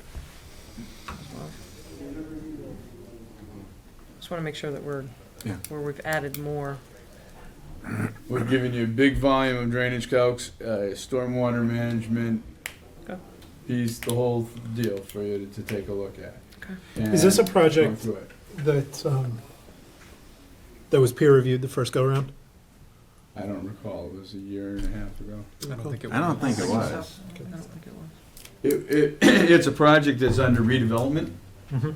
And we bettered the entire site on all of its treatment, its stormwater management, met all the guidelines that, you know, even though we didn't need to because it was under redevelopment, we met TSS removal, we met everything all the way through, and we are still doing that now. And we're reducing the storms even more with what we've got here. I mean, I'll tell you, my take is, I'm actually pretty comfortable with with this. We'd want to read that first. Yeah, we definitely, I want to take a look at it, but the TSS pre-treatment before it goes into the bioretention, if we were directly discharging that water, that would be a different thing to me. Right, But because that water is now going over to the bioretention basin, we achieve the non-TSS pollutant reduction, the salt, the phosphorus, the nitrogen, at least to a degree. And your phosphorus and nitrogen is gonna be next to nothing. Next to nothing. Because we've got a very minimal use parking lot. Because it's all paved. Right, it's all paved, it's all paved. There's no Ah. fertilizer. And even around the edge, they got rid of the plants Okay. and they just put stone around the edge. You're achieving oil and grease reduction, that's fine. Distinction without a difference. And given the amount, if we could take a look at that cross-section, this is what makes me comfortable that the inlet from that catch basin Yeah. is actually set up quite a ways from the stone on the bottom. So we're actually using the bioretention basin for its intended purpose from the discharge from that catch basin. We just couldn't get to the surface. So I have two questions for you. I would really like to know the anticipated design life of this soap prison. And also specifically the cleaning, the maintenance portion of it. Yeah, It's all, Yep. it's in what we've given you. Okay. I'll give you the full The specs on it, material the that whole it's made deal. out of. Right. so that would be one that I'd like to see. The second thing that I'd like to know is the condition of this catch basin that was supposed to be taken out. Catch basins are not, what I would hate to see, given where this catch basin is located on this slope, is that catch basin be undermined or somehow So it's incompetent stability, in the yeah. bottom. Yeah. Right. Right, and if we're gonna lose a lot of water out of the bottom of that, that's gonna come right out the edge of that slope, and that's gonna create a long-term problem. There is a big slope. So, before that was gonna be taken out, now we're using that catch basin. If we're gonna go forward with The that catch reason it basin, was I gonna wanna be believe it's in good The condition. reason it was gonna be taken out was because we were directing all the water into two bioretention basins, and these structures had just a direct discharge over the slope. Understood. So I think that's fine. I wanna know that it's in condition that is suitable for reuse. what we've said in the plans is that the contractor, when they go to do the work, they check it out. And if it's not, they have to replace it. No, we'd need to know that now. Well, why? If you're okaying these plans, and these plans go into the contractor that's getting selected, and the contractor comes in here, and they find that it's not structurally sound when they're digging around it and they're fixing the pipe and We'd and they prefer have to to know get in ahead of here. time. I would, Well, hold on a second, I'm gonna say that it's gonna be replaced with another catch basin. So I would what be is the okay with problem that with with one condition, if we could ask Jim Clyde to do, An to come inspection. out and do the inspection. As opposed to the contractor. As opposed to making the the contractor, because, not the in the church, con- I'm not it's in the saying, contractor's right, best it's in the interest not to contractor's replace. interest. So I would rather have a third party verify that it's I agree. competent. Wouldn't the contractor want to replace it? I'm not They sure get if he'll more do money? that. Not if he's I'm already not bid sure on he not will. Private replacing. property, so I don't know if he'll, I know. Yeah, I'm not sure that he will do that, but I would Hard to like, review it, but I'd rather do it Additional. ahead of I would like someone competent. The A other, third party. the other guy went bankrupt, so. How would you suggest that we go in and check out the basin without digging the thing up? So, I mean, I'm Well, trying to figure out how I'm gonna do it could be right a now. two-part process, so to start with the visual and then start to go with the process. But there should be at least, someone should take a visual look at it prior to, We have done visual looks at the thing, and we believe that it's, from visual, that it's good to go. The question is when we dig into it, and when they go and replace the pipe and take the top off to put the membrane in, and they get in there and find that they have some issues, there's crack we couldn't see, there's something that we couldn't see in there, then we're saying to replace it. but right now, hasn't it been under more stress with the new paving? No, why would it be under more stress? Because you're directing more water to it right now? No, it had quite a bit of water going to it before, and it's actually probably a smaller amount of water going to it now. Do you know when the last time the catch basin was just cleaned out? No. Oh, you could find out, though. Could find out. If the church has a record on it. Or someone I would know, would- I mean, Warren would know, I mean, somebody, they're so diligent, someone would know. I'll ask. Someone would have had to pay the bill. Unless some church member did it free will. That's most likely what we've done. Oh, it used to be a dirt parking lot, correct? Yeah. No, it's paved. Used to be. Sections of it that were dirt. Sections were paved, so there's, The whole thing was who knows what paved. went into that catch The basin. thing was paved from here to about here, and then this was not.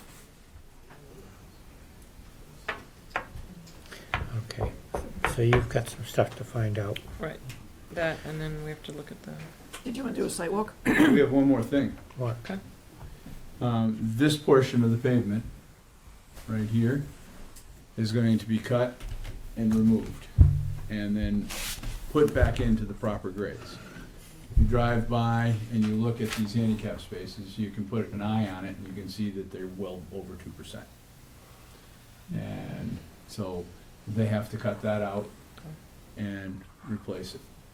And we've given new grades for the whole thing, and then we're just showing that area. This is a section that was quote-unquote done before. It drains to this other bioretention basin, which they've done a great job of keeping in line. And so we have new erosion control that go down in front of that. Well, that area is taken out.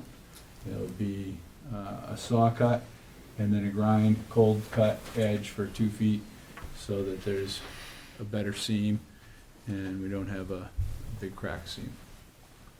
So the entranceway will come through. The entranceway comes in right Will come here through right the now. cut, new cut. Yeah, and we'll just be cutting that out. That'll be done in a matter of a couple of days. Cut and replace. You're not gonna. It's gonna be cut, and It's not then gonna be open for cut and good. removed, and then graded appropriately, and then a binder and a top coat put down. And then restriped. Graded And it will appropriately flow. means cut or fill. It's mostly filling, Most of the time. because they were talking, the former contractor was talking about doing it with asphalt. Do you anticipate And taking I said, any- you're not putting 8 inches of asphalt. Does the church have any recourse from the paving, or is it, are they out of luck on that? Do they have any recourse on because it wasn't put in properly? Because the guy went The bankrupt. guy, I know the guy's bankrupt. Was there an asphalt company involved that? Yes, who hasn't been paid. Wow. And so, but it all slopes to the same retention basin as it did before? No. No, That's that a- goes to yes, the- this that goes to the same yeah, one to that the it one used to that's, go. the one Yeah. that's been built. That's what I'm Yeah. saying. Yeah. There are 2 So larger basically, they're basins. building Yeah, it the I way that it was approved. Yeah. Okay. Strange thing to do. Oh, what a mess. Okay. What, So is there anything we need to vote on as far as the law? Did you want to do a site walk? No, if- Not if you're Cha- gonna do a if Cha- if sidewalk Chase and has you want some been- more stuff. Out, have you I've peeked at it a few times. been out, Amy? I was out after you did the temporary fix to Basin 2. We still have to review. No, I was just wondering- Silk Prism has DEP Right. approval, But so as far as it's, doing the cut and the paving, was it? No, that's fine. I think that's fine. Well, that's what I was trying And to you're separate arguing that out. you don't need 80% TSS reduction there because it's redevelopment or because it's going into the bioretention Because basin? it's or going both? into the That- So that's bioretention. the So you're getting way 62 is over like a 80%, right? pre-clean correct. to go in. Do you know when they plan to do that part, the handicap part? Hope to do it all this summer.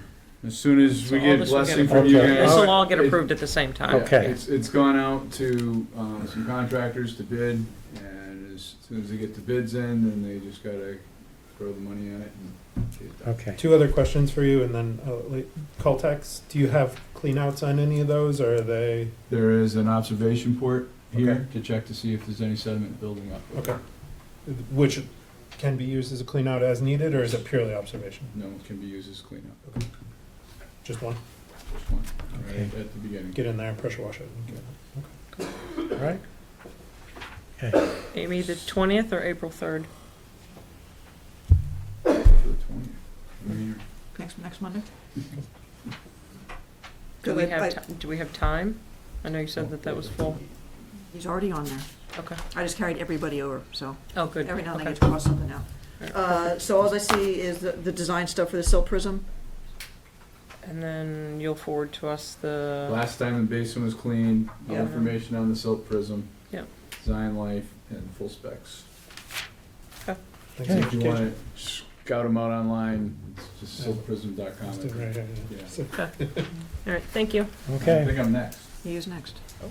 I don't know why I'm on next, because I had an informal discussion with you, but I thought you wanted to have a whole discussion with them. no, we decided that it should become a full notice of intent Okay. in our discussion, so I have a full notice of intent coming in the end of this week or the beginning of next week. June would be good. Yeah. We're shooting for your April 3rd, hopefully.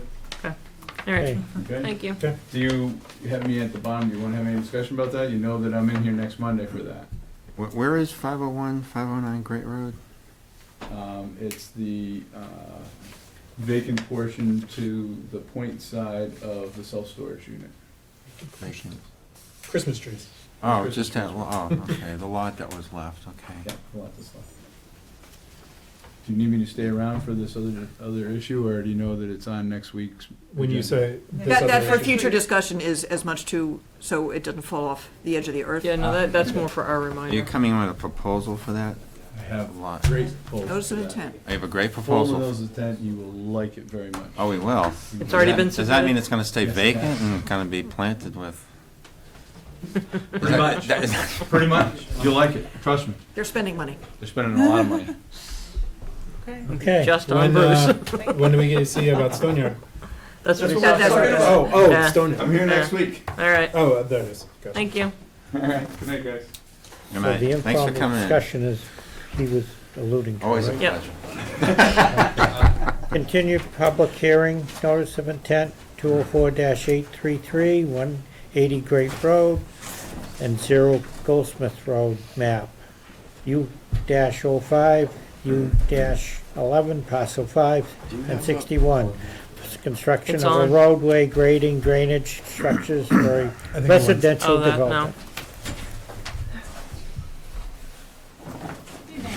Good evening. Good evening. If you have. Good to see you again. No, you're welcome.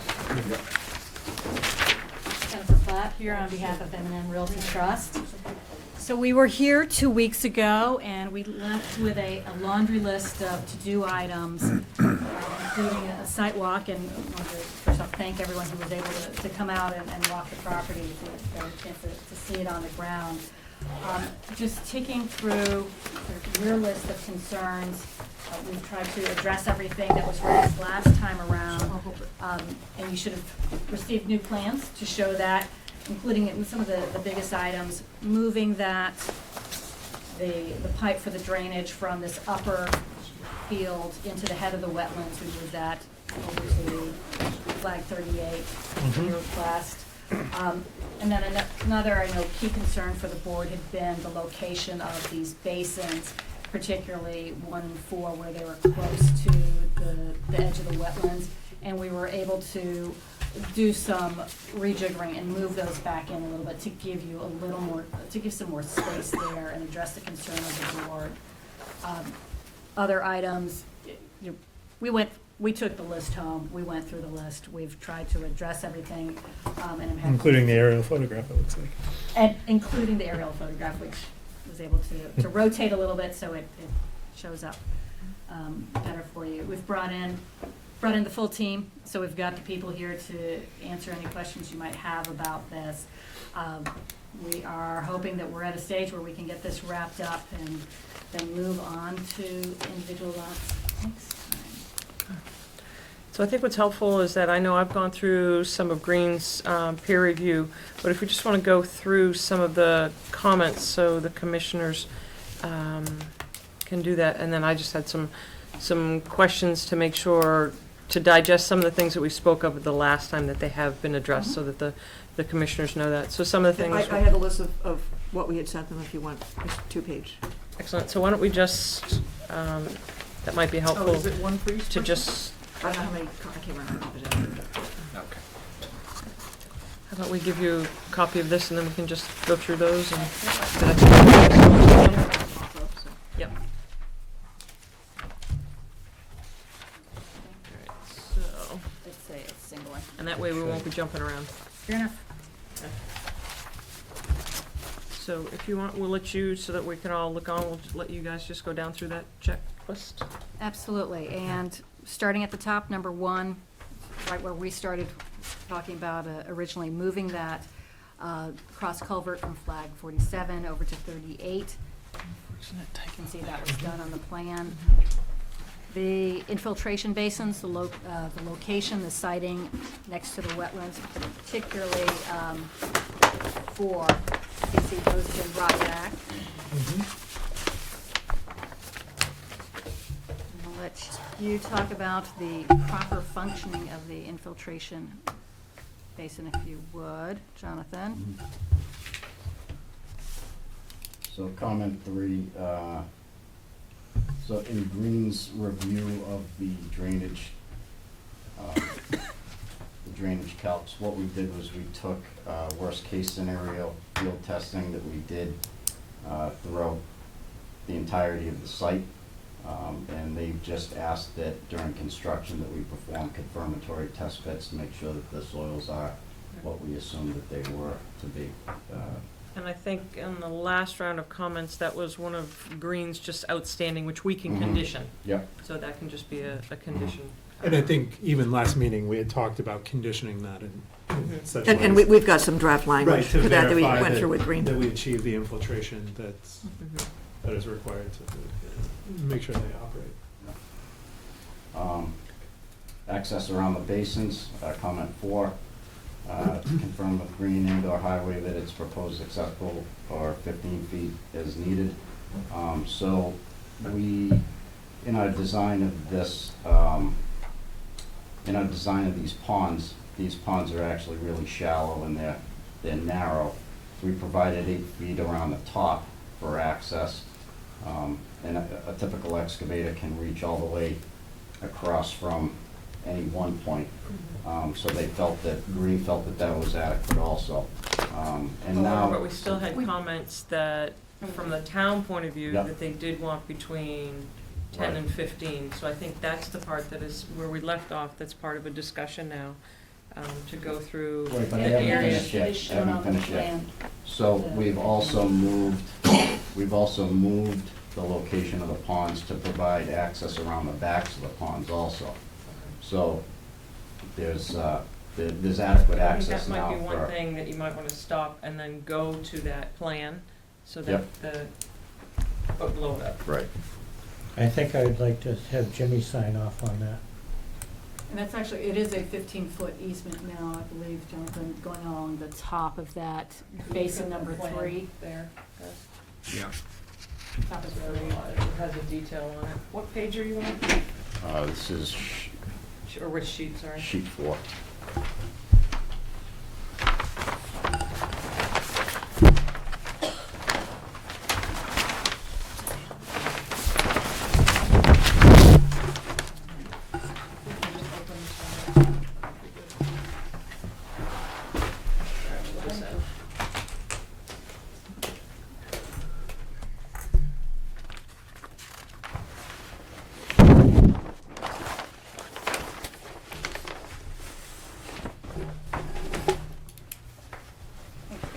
Need to go over one more. We're talking about this. Get trashed. Next one. Correct?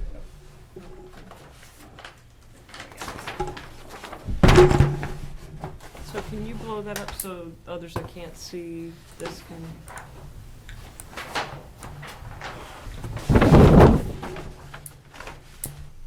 Where the language, So- okay. So this basin rim,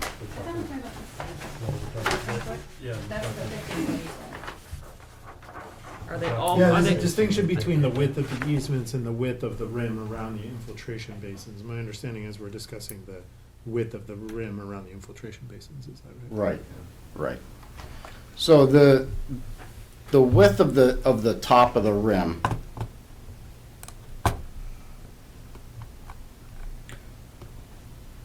is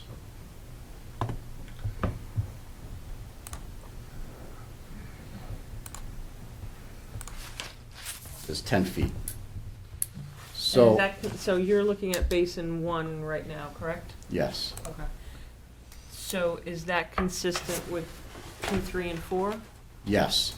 So they're all at 10? Correct. Correct.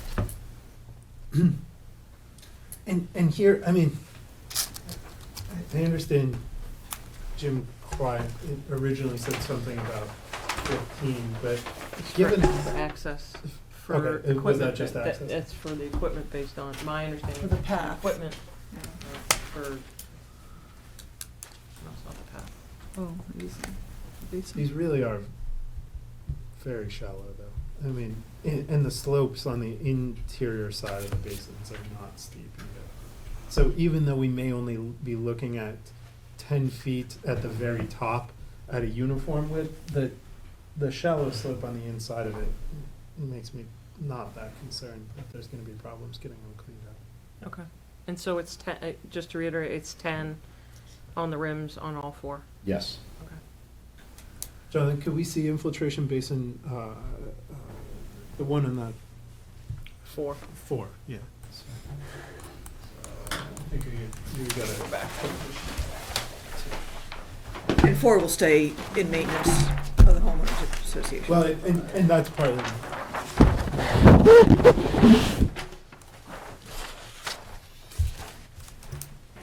So there's the easement on top. And And those are particularly gentle slopes in between.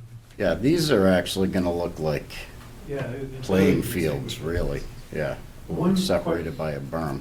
One question about those, will those spillways accommodate equipment traversing them, or will the equipment have to go around the spillways? It would have to go around them. You could drive them over it depending on the size of the equipment. Compaction-wise, they'll hold it, but they're gonna be driving over riprap.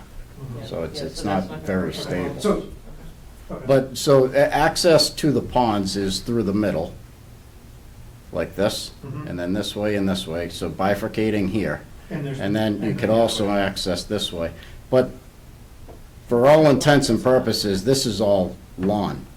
You can just drive right in, even if it has water in it. These are only 4 feet to the weir.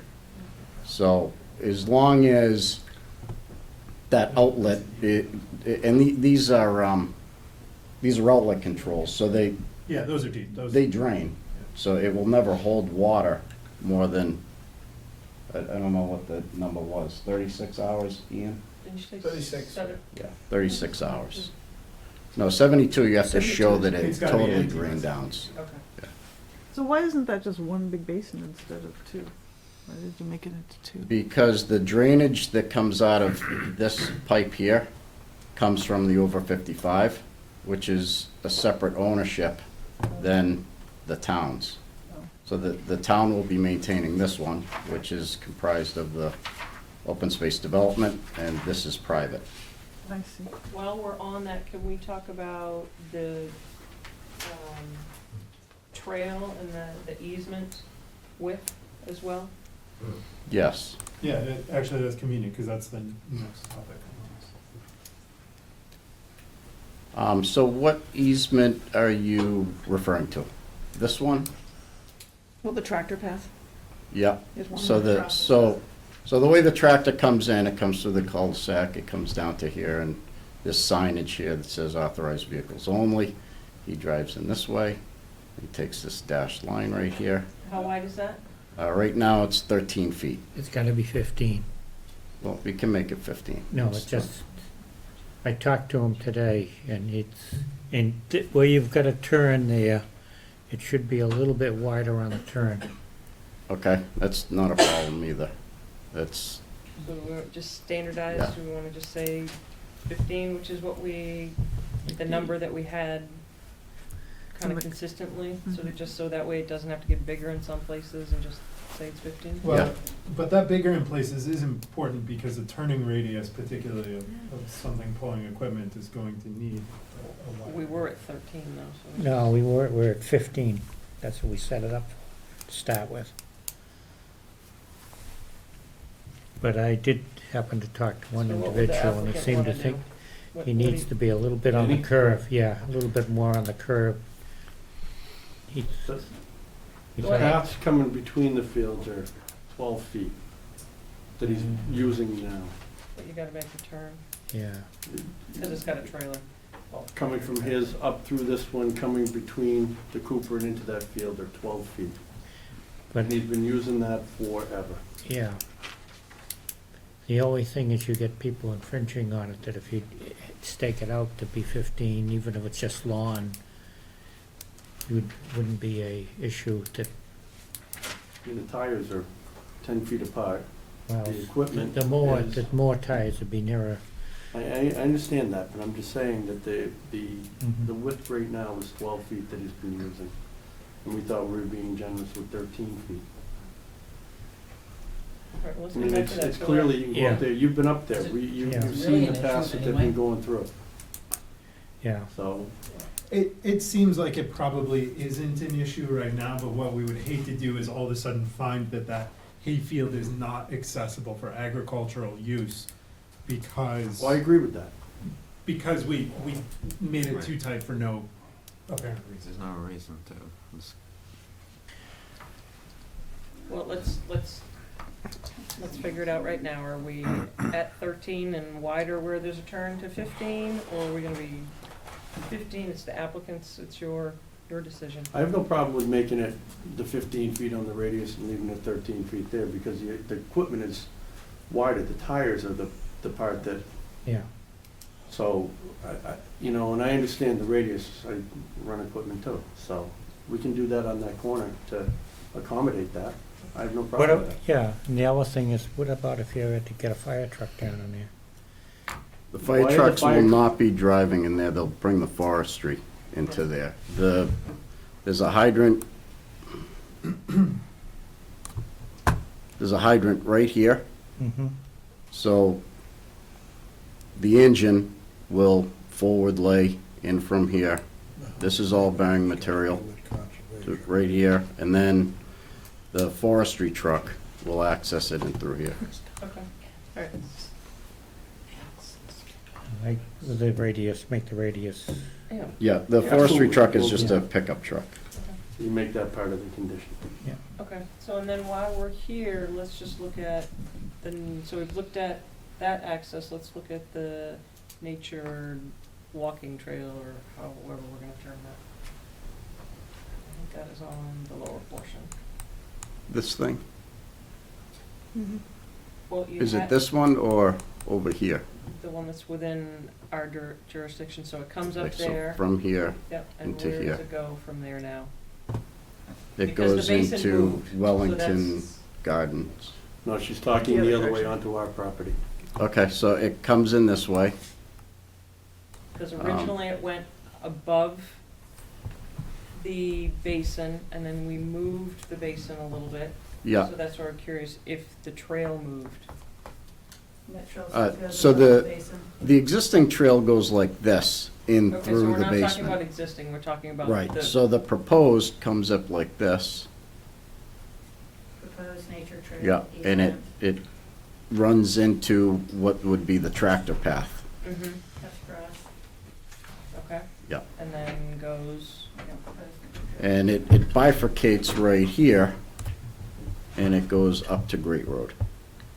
so it's gonna go on top of the slope. Yeah, well, see those contours, it's already cut in. So it's designed to be heading up towards the top of the slope. And then if you can go to the lower right corner, where it goes from the top of the basin, so where does it, above to your right, where does it go from there? It follows the tractor path, which So then goes into the But field. there, okay, Where, basin number 3, where it follows the tractor path and then it goes down towards the open space, it just ends. But it Goes opens in- up This into is the field. yeah, into the field. And then Yep. you can And pick that's gonna be that town corner. property, so. So it Goes doesn't, into that- the field and you pick So this you can corner up. so then, John, if you In go down this a little bit, just piece- scroll down. This piece should go, this piece is no longer existing. So you can do a loop. So this part right here is also gonna be abandoned? No, that's the old, that's the That's existing, that one's gonna go lay. So it doesn't have to be maintained or marked as a Right. trail. Correct. So this and this will stay, but this is gonna be abandoned. Yeah. It potentially can be. It's not. Yeah, I you don't mean, have the to- you don't have to animals are main- still you don't gonna have to use it. Design it. Yeah, We won't design, maintain, we'll leave that to the town to. yeah. You have use someone as that has they a question? wish. Just to say Sure. his name. Yes, Would you say your name not a first? question, but a request. Would you say your But name? us people back here, identify myself. Yes, Gerald please. James, 21 Laurel Road, Littleton. What it is I'd like to have someone explain some external points of reference on this, so that us people back here can understand what you're talking about as compared to where it is in the town. All right? Would, Jonathan, can you show them where my road is? You have it right there. So if someone can point out where certain roads are, et cetera, it might help us. Okay. So this is Great Road, up at the top. Okay. And this wetland out here, this connects to a new subdivision that was recently passed called Wellington Drive. I might hear you better if you turn. Called Wellington Drive. I'll do that. Thank you. And these streets down here are Laurel and Oak and Maplehurst, Narcissus. Those are all down here. And as you know, these come to dead ends, and that paper road isn't built. All right. Now, on this here, and I'm not familiar with the modern markings of wetlands, what is actually considered wetlands here? Everything in the blue. In Is there a there? particular And then- area of interest or question that you might have? Because we might be coming to that, or we may have already passed it. So is there, I'm not sure where, No, if you're in a I've got butter, my- where you My live, or. request was for references. I do have my references, and I'm very happy about it, and thank you very, very much. Okay. Okay, let's go. Yeah, he just wanted to get Yeah, yeah. familiar with the site. Cool. Okay, so let's go back to the letter, because I think that we've. Yep. Well, since we're still working in that area, let's skip Okay. over to number 10. Confirm the utilities are deep enough. I thought we were staying on track. Well, Yep. let's stay in the same area anyway, geographically. Yep. So that was just check, make sure we're okay with farm equipment going over those utilities. Yeah, there's nothing less than 18-inch depth cover, so that will meet H20 loading. Okay. Okay, now you can get back on track. Okay, so we have gone over number 6, which said trail generally below basin 3 and 4, this will no longer use, should be noted as abandoned. Number 7, trail generally between flag C1 to C12 in wetlands, add note that no maintenance or improvement is to be done to the trail. They're really not gonna be working out there anyway. Specify who will own and maintain various trail segments. That's part of the open space development. It's going to be the homeowners association. I don't know. So we asked in terms of ownership, like when that gets deeded. We talked about that maybe 2 meetings ago. So we know that ahead of time. So there'll be 2 parts of the project. So things that are going into the single-family homes, we'll do all of those easements, and those will be reflected on the deeds going out. And then there'll be another set to the extent that any are necessary for the 55 and over, and that'll be reflected in the homeowners association documents, as well as in the general project overview for that part. Is there any condition in the HCA that stipulates that the town will be required to maintain these trails that are on town property? No, there's not. We have to, we're, recollection is that we're obligated to deed this property, the open space, to the town. It's conditioned that it's going to be for open space use or agricultural use, and then from there, to the extent that you want to maintain or not maintain the trails or easements. Town council agrees with you? Yeah, so their obligation is to deed the property to us, and once it's in our hands, it'll be our responsibility to maintain it and do, whatever the town deems best. While we're talking about that though, even though it's on the list, bounds to be set for that, for any of the easements or anything that needs to be set that's in our jurisdiction? Have we talked about that at all? No. That can be a condition just where the bounds have to be set. Okay. For easements within the jurisdiction, not including land that's going to be gifted to the town, so just what's being retained. Does that make sense, Sam? No. So to the extent we're gonna give the land to the town. Right. We don't need to put any bounds in it, because they're your easements to. Well, there's corner bounds though that have to be put in. For, let's see. Well, because I guess this will be a bound right there, right? Mhm.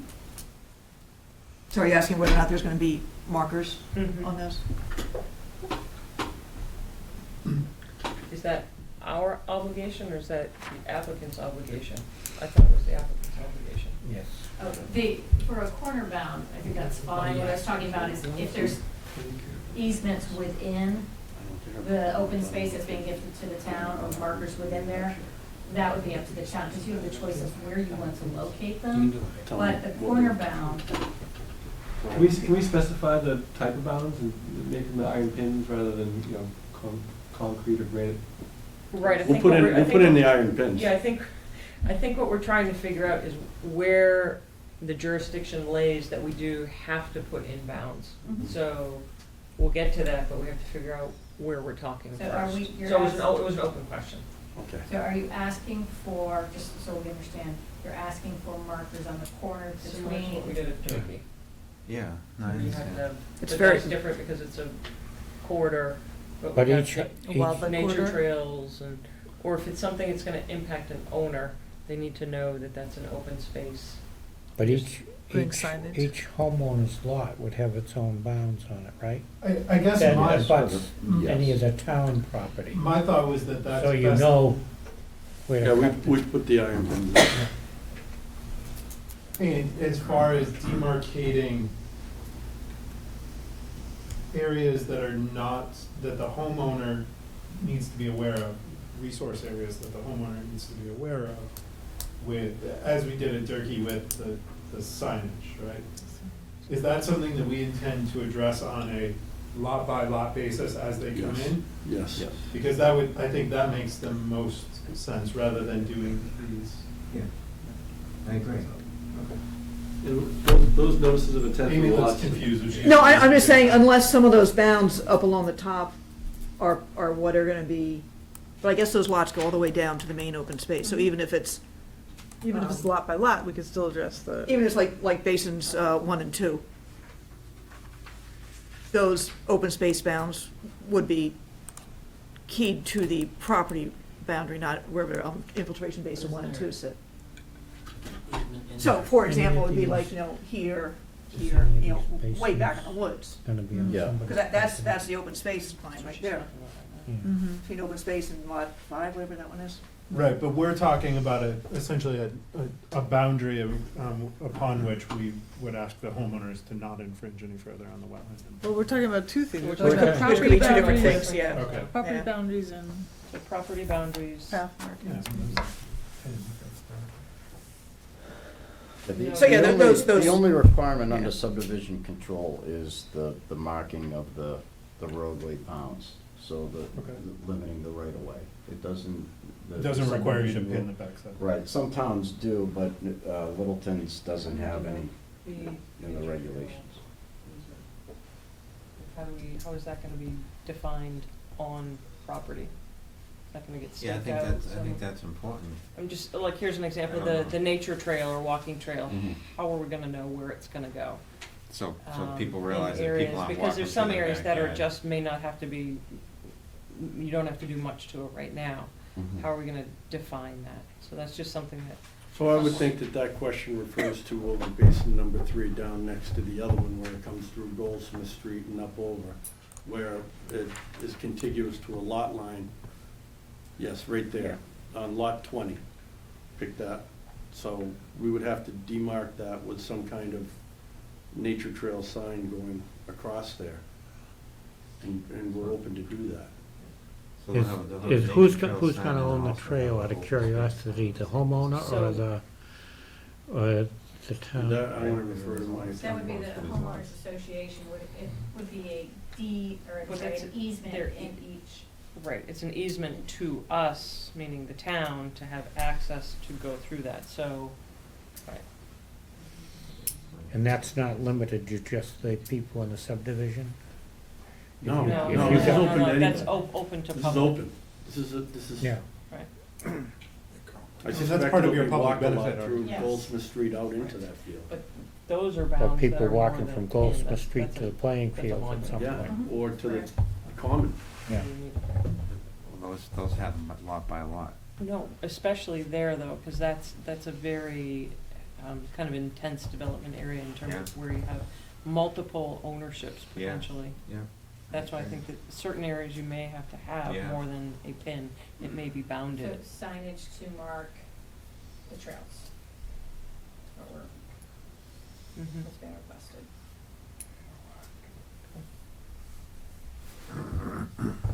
Okay. I would. I'm fine with signage to mark the trail. Yeah, I would add to that, though, in my opinion, it doesn't need to be at every lot line crossing. I would hope that there's enough to demarcate the trail in a way that's aesthetic for everyone walking it. Right. When I'm walking a trail, I don't wanna You see a don't see monument one every It's more to 25 just get feet. it established, because like Right, even once it's through established, mowing or yeah. things like that, it's just, it's Right, really to get getting it it established. correct. But it will be noted on their deeds if Yes. it does go Just across Yes, someone. it'll Any be of those shown. questions? It's not gonna be an Mine. increase. Yeah. It'll be shown on the plans. Just on that, right. You know, for the homeowners association, for the development, so anyone buying into it will see Mhm. the easement. Yeah. And that's gonna be a requirement That'll be re- also of the planning board subdivision approval. Right. Okay. And it will be recorded, so. Okay. Okay, so number 9, near flag 68 of Leachfield, can work be pulled from wetlands so that erosion controls and grading can be accomplished with no wetland impact? So that's in this area. So what we did was the toe of the slope that was shown before is not actually for septic breakout. It's to meet the grading for the path. So we were able to put this, boulder retaining wall in this area to hold back the slope so that, and it doesn't need a impervious barrier because it's not providing sewage breakout. So And that- that's because the slope is reasonably gentle off the backside Yeah. of it. So we were able to But if you move did this have the erosion path control. there, would that boulder wall have to be there? No. Nope. It's either the boulder wall or more slope towards the wetland line, is that right? I mean- If there's gonna be a trail. Right, but there's no way to get the trail up and over the septic system because of the 3-to-1 slope. So I have to traverse the side of the slope, almost circumnavigating it, if you will, to a certain point. You can't just. And that's why you have the because breaks it's at in the slope. 3-to-1. Right. And in terms of ADA compliance, I understand this trail isn't strictly ADA compliant. Does that slope come in at a gentle enough slope to allow folks in the over 55 development to get across it relatively easily? It's not too steep. Yeah, no, it's not too steep. I can walk on that. Can you walk on that, Matt? Can you walk on that hill? You're going for I don't know. firefighting school. I haven't tried. I might have a little trouble on it, but I don't. Yeah. I'm sure you'll make it, Carl.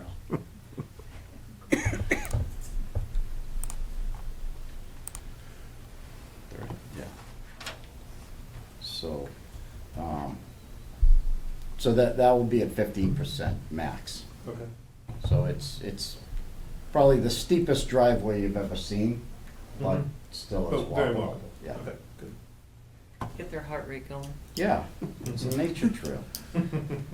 Therapeutic nature trail. And if they walk, they, you know, as an alternative, if someone wants to be up on the pavement, you can walk around Sure. the loop in the cul-de-sac there and then into the field as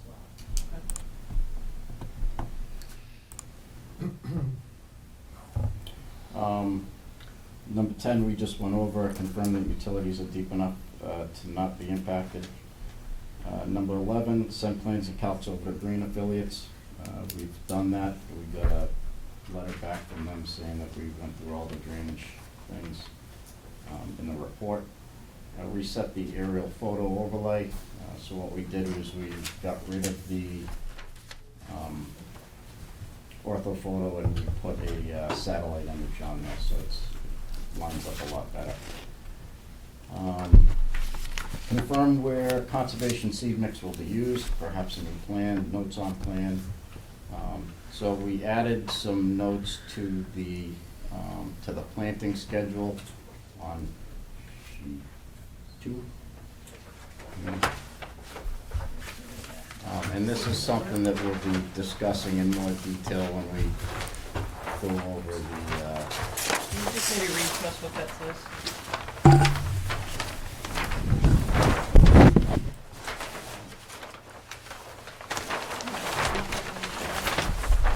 it says rough grade and build infiltration berms and outer berm area, including infiltration basins for runoff control. Basins shall be installed in the order 4321 and shall be constructed prior to the start of any road work. Stabilize outer slopes and provide riprap overflow to infiltration basin. Stabilize all pond areas with loam and seed prior to construction of road. Seed mix for ponds shall be New England Conservation Wildlife mix from New England wetland plants.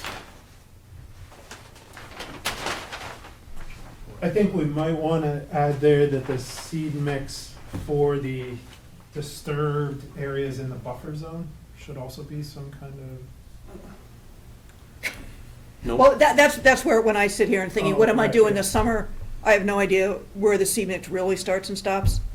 You know, if you look at basin 1 and 2, you know, the grading just kind of keeps going, so, you know, I think you're probably picturing seeding the basin, and I'm not sure if that should be further or not. Because right now, their intention, the rest of it will be lawn. Or is that, yeah, that's right. So that's the, So I guess that maybe that's something that we should address on a lot by lot basis, which will sort of fit with the discussion of where we put markers for. Can we defer some of that discussion until we get to the individual lots? Well, I guess that's what I'm saying, That's is what that he I was think that saying. discussion Yeah. makes the most sense Okay. when we discuss individual lots. Right. That should be for next Monday. Because they've all been submitted. Okay, so moving on to number 14, site walk set for Tuesday, March 7th. We staked out the locations of the ponds, the outfalls, the limit of the hay bales, the cross-country culvert.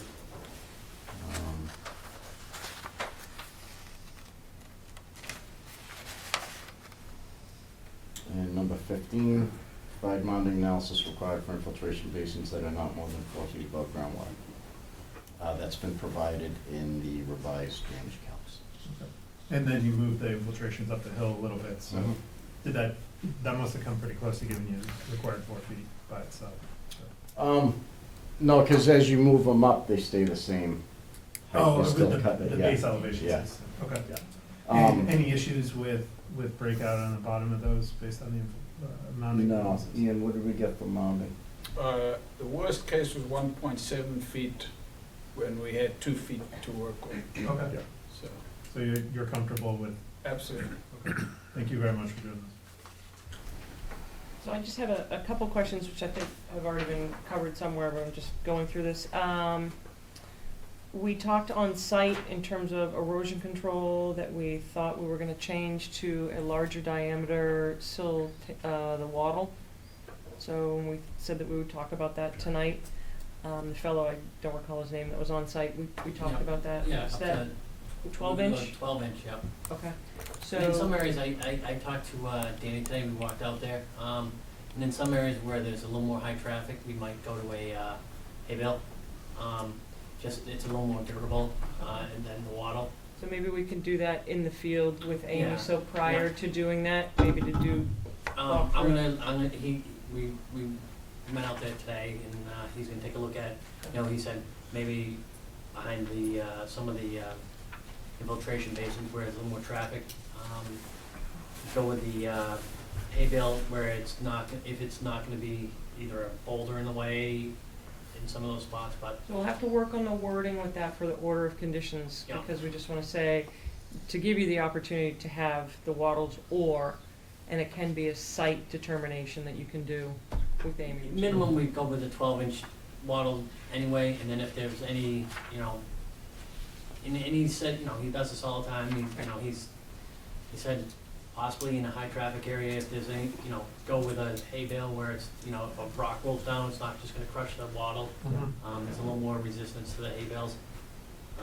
Would also ask you to consider that in areas where we may come back to, might phase a little bit of the work and then return to it later, Right, he says something that's the gonna stand up. longevity of the hay bales is a little bit longer span to them than just a 12-inch wattle.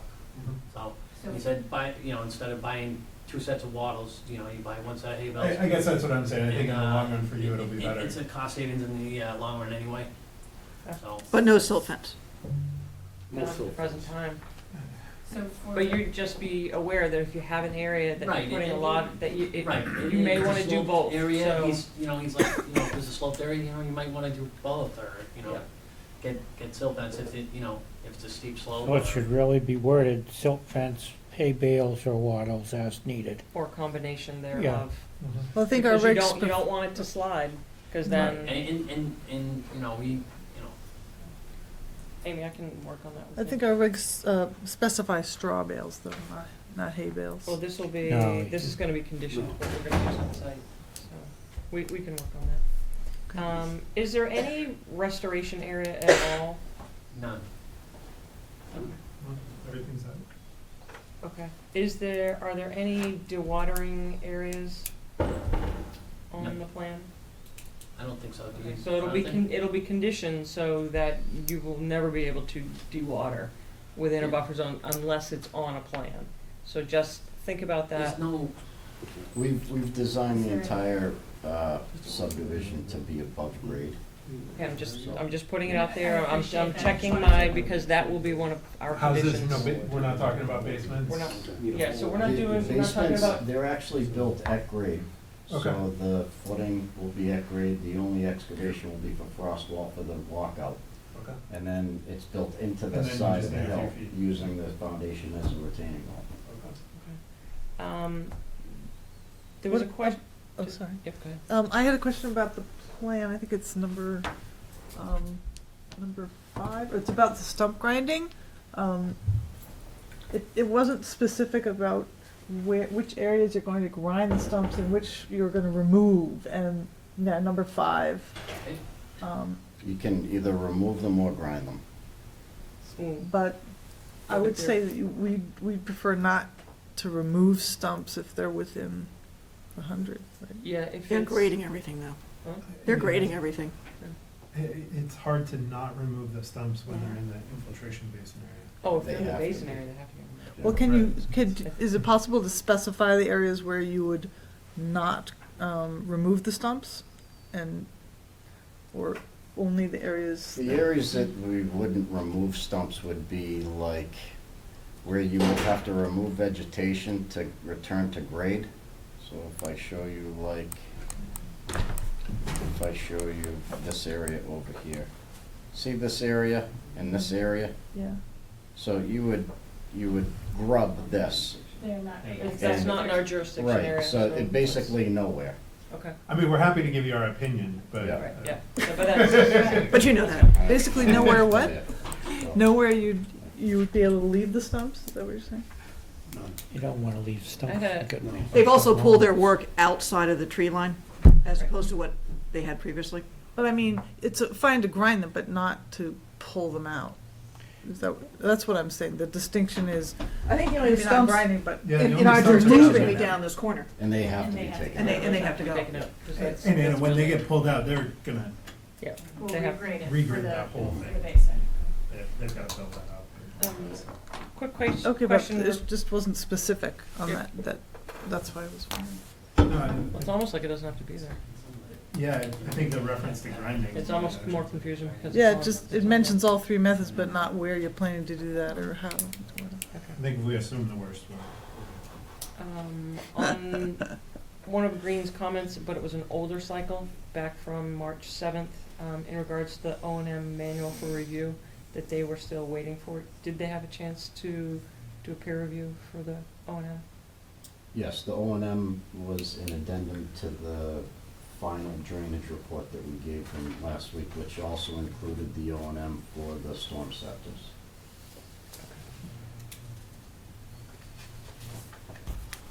Which I have a copy here if you want to see. It's the latest version. Keeping that stamp busy, huh? Was their comment 28 addressed, and that was pertaining to When us you're done. more for the nature trails? It says nature trails and should provide the relocated route for the existing walking path near infiltration basin 4. So I'm assuming this is an old Yes. comment that you. Yep. I'm only doing the ones that are specific to Mhm. us. And then comment 57, I think, was already addressed, and this was getting back to calculation values. The applicant had not revised the report per comment. The applicant provided the equation for required recalc volume. I'm assuming that's. In their final set of comments, they acknowledge that Green got it. Okay.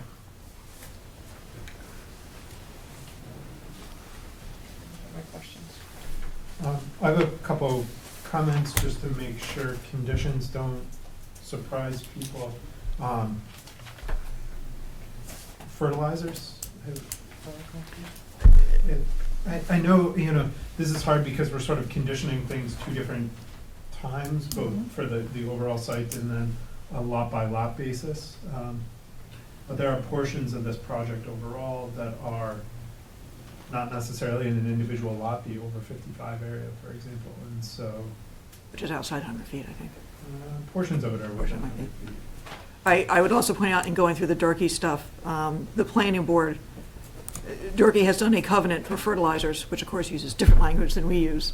So just in general going forward, we should make sure that our planning board and we have the same language for fertilizers. They talk about water soluble, and it's a different approach. You need to be careful. Probably be nice for everybody else. Label the fertilizers that'll be used on the agricultural hayland. I'm not necessarily proposing. Fertilizer part of the farm too as well. Yeah, we gotta talk about that. Yeah, So maybe we I could- want to make sure we have that discussion, yeah. But specifically, we're only within our jurisdiction areas. So That's they're right. not gonna be putting fertilizer in the ag that's in the buffer area. What about Danny with the fertilization on the, It's not in. Right. So the over 55 is out of the buffer zone. The majority, there's The ag- 12 the ag lots field's that in the may buffer have zone. Some, The what? But that's gonna be. The agricultural field's in the buffer zone. It's gonna be town land.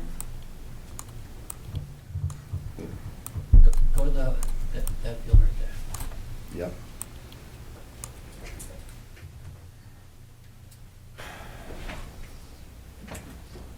But Matt, you. And I'm you're sorry, not when does that get maintaining this. deeded? no, we're not, but we gotta have that conversation. Right. I mean, you can't label something, it'll wipe out Danny's crop.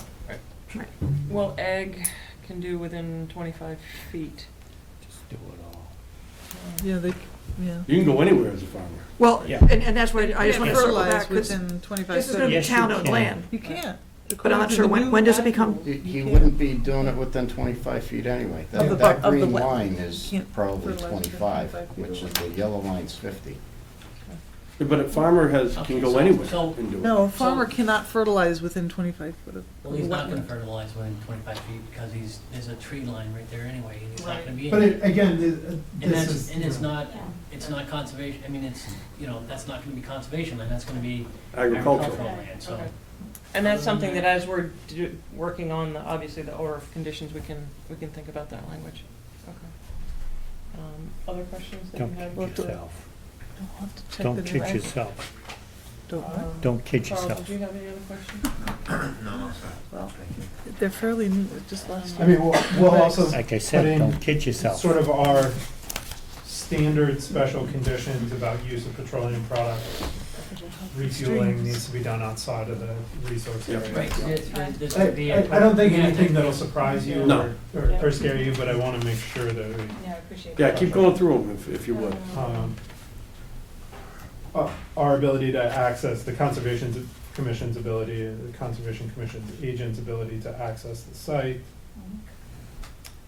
Here's a couple that we've used on others, and I'm happy to give you specifically which site we will cite them on, but prior to commencing any work, the applicant shall provide us with a list of all chemicals, pesticides, herbicides. A lot of this is very standard, Yeah. so I can tell you which ones that would be specific to this.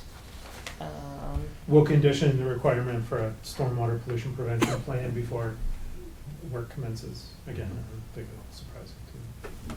Yep.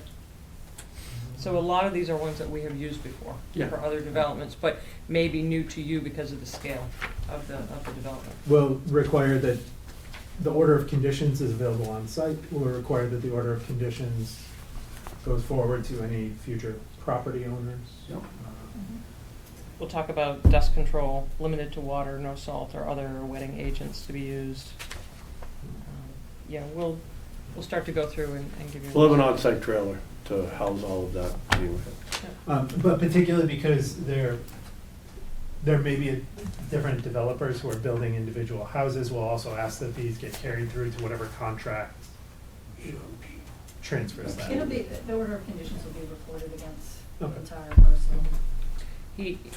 Chase raises a good point, because it has been a challenge when we're working with multiple builders, that we all have to carry on with that communication path.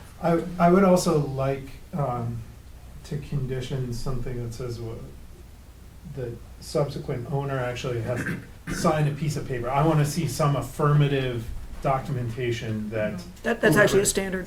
Oh, is that a standard? It is in there, yeah. I should read the standard. Some affirmative confirmation that they. Because, well, this has more to do with the housing one, because there will probably potentially be an indemnification. That if the owner wants to move in before the certificate of compliance is issued, there's an indemnification, but that's a standard. Also, you guys have spent so much time and effort on drainage, we want to make sure that we recognize there's no infield changes to anything for drainage, that what we've, or about to approve, or whatever, has to maintain the same, so that we don't want to get into other designs. You have the ability to come on the site Yeah. and we're No, gonna I'm build it. just saying that if something, when the as-built, we just don't want any surprises. And that if they come across something such as a spring or something you don't count on that needs to be addressed, then should at least call the board anyway. Have we ever conditioned anything in the past, or maybe this is in standard conditions, that certain check-in frequency? Oh, well, they'll have weekly reports. Yeah. But that was, Sorry, if you want, in front of the commission, Oh. just to. Yeah, No, with no, the not agent. typically. I'm sorry. We're coming in front of the commission. Except for like the point where they come in occasionally. Oh, no, well, Right. that's what we do with the point. They Yeah, have to- I- They have to come in every, I it don't, depends on the season, I don't wanna see either 3 every months or 6 week, months. Or unless every we're 2 involved. weeks. Sure you don't. It's much more based on seasons. Yeah. So it's like, okay, how are we preparing for winter? It's- Are we getting it's ready not a for bad spring? idea. I guess I would It'll like be- to see it'll be twice conditions. annual check-ins, Yeah. Or as needed, or as needed. because weather, it's much more driven by weather and how stable the site is, and if we've come across any surprises. So, And I assume you might not want an environmental monitor per se, but you need an erosion control monitor. No, I think And- we, and that's the no, I think discussion, that might, too. that's open for discussion. I think we had put that in, well, we haven't gone through it yet, but. Well, Because I would- I'm not sure those that are we requirements needed of the, environmental. those are requirements of a SWIP anyway. Right. The good housekeeping, the maintenance of the maintenance logs of all the erosion control, those are all parts of the SWIP that are kept as weekly documents anyway, they can be forwarded. I guess that's why I think we don't necessarily need So those would just be a kept on monitor. site I- on the trailer? They're mandated by. It's EPA often to be repeated, kept on and site. it might be the same language as the SWIP, but if you have it in the order conditions. What are other folks' feelings on monitor? Monitoring? Environmental monitor? Well, we're gonna have to go through work on order of conditions first, so. Would we have to condition a monitor though? If you want one, you will. We would ask not to have one that, have the agent out to the extent it's I believe necessary. that we We'll would keep- monitor it. Keep the records on the I can't be out there before and No, no. after every storm. This is not. No, gonna no, no, happen. not you, that's what Yeah. I'm saying. Yeah. We have used it before, and I think for the scope of it, we would use it again, Yeah. so that we would have a monitor. So, but that's still part of our process of, Well, And we have now that we're taking in basins so all your close. completed information, we have to design the order of conditions to meet the site. is Green International going to be monitoring this? Do you guys know if that's a planning board requirement? Just don't know. Amy just asked me a question, I can't hear both. What was that? If Green International is going to be doing any construction, they're doing Durkee for the road piece of it. On the road? Yeah, so Green is out there. They haven't drafted the decision yet, so I don't know. Yeah, all right.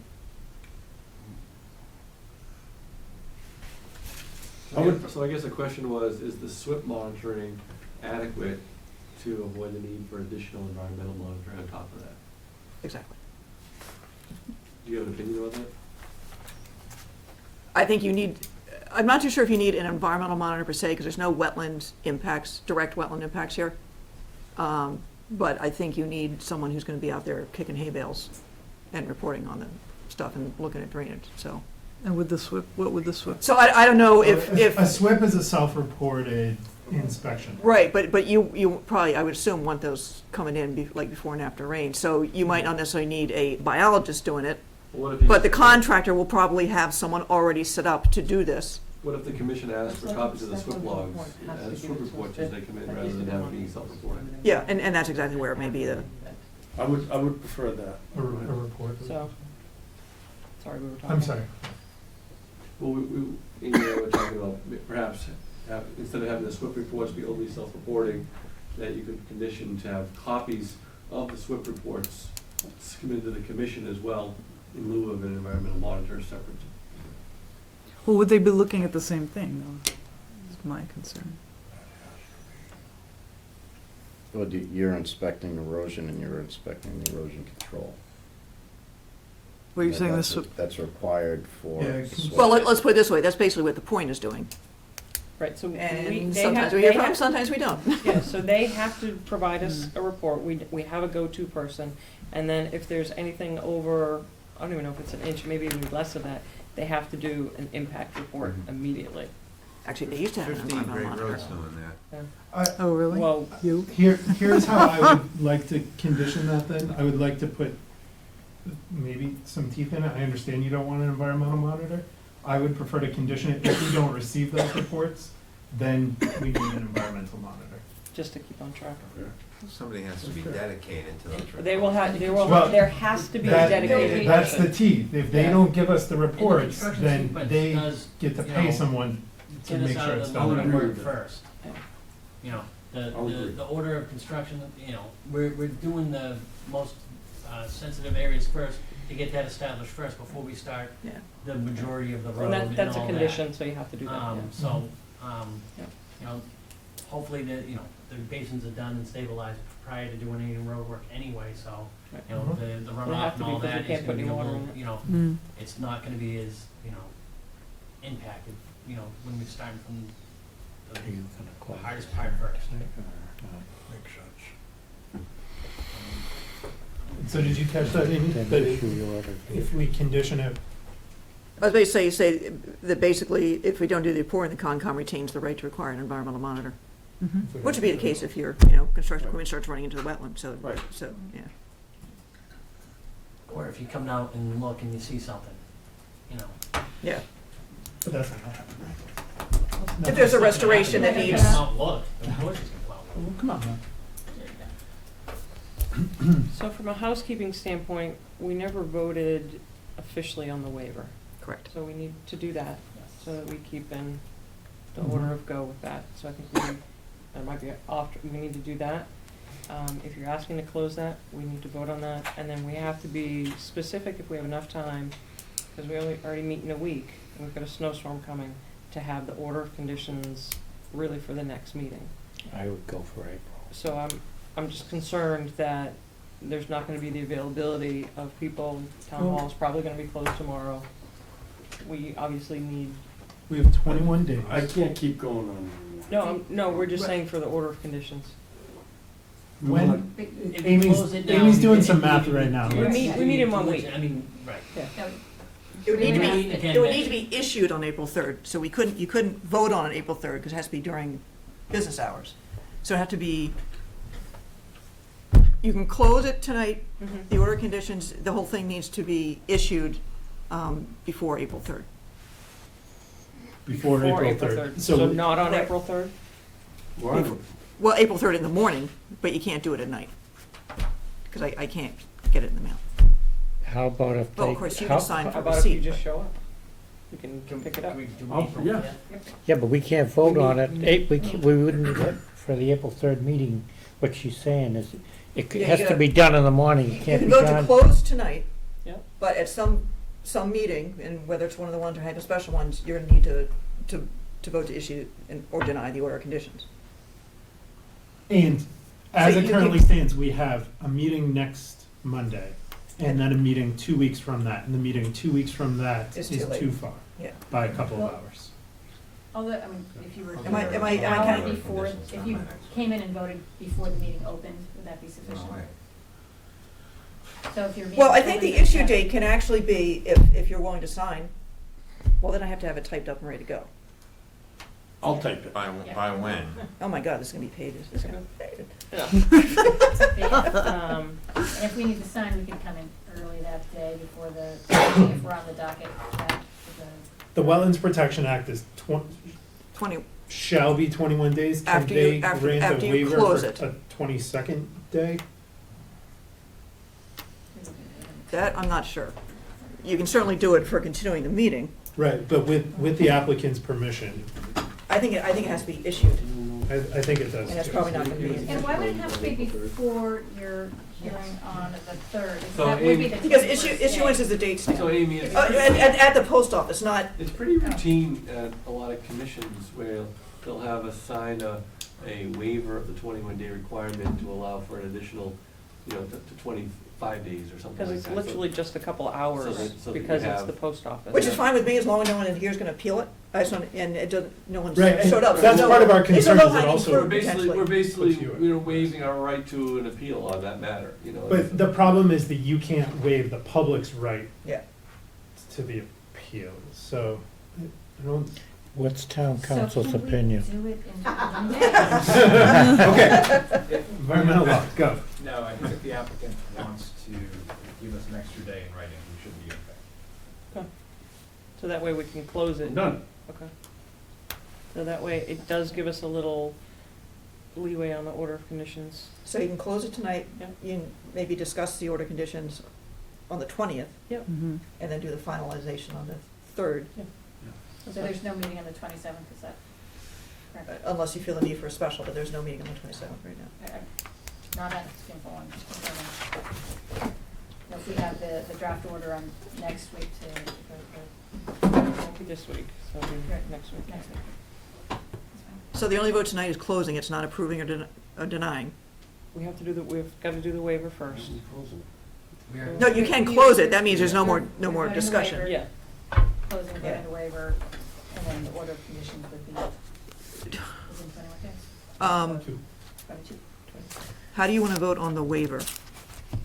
Do you actually want to discuss what the waiver is going to be based on? Well, we already did do that. I think when we they- should vote on the waiver as it's written. And as it was presented the first night when or second time that we talked about the waiver, which is recognized in the minutes. You do have some, I believe, modifications to the waiver based on requests from the board, which has been resubmitted. Right, the And waiver was revised. and But I am, not sure, and I have to double check the language, if what Goddard wrote in the waiver is good enough for what you guys probably want to make sure to do, that you're not setting a precedent here, that if someone provides open space, all of a sudden they can do anything they want. It's a I very wouldn't detailed waiver yeah, I wouldn't request, say I with- would say. The, It was pretty detailed, but I forget right now what all the language was in there. and basically we did a recital of the requirements from your bylaws and then how we met them, and along with a table of what was affected. And then any tweaks to it from the original submission were minor modifications based on input from the board.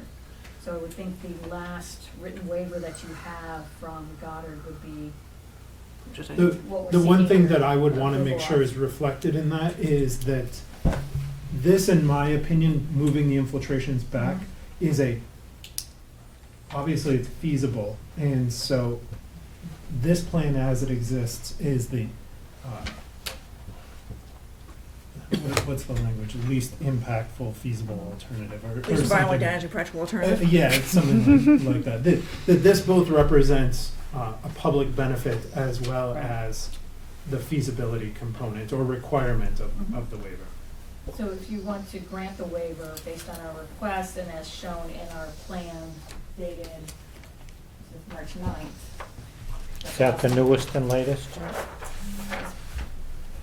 that the newest and latest plan?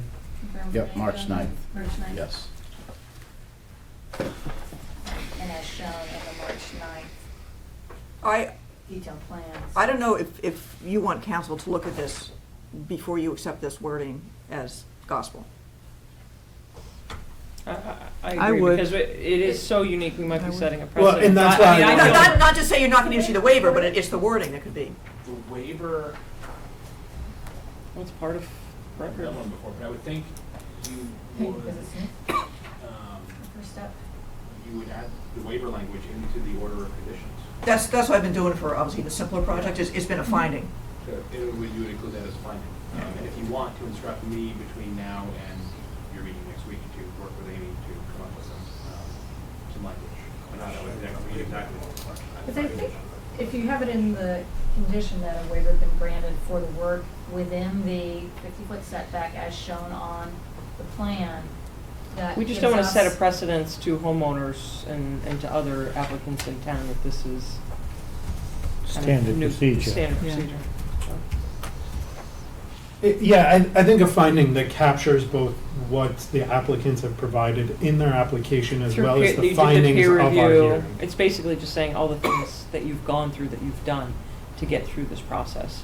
So it might just be embellishing that waiver a little bit more.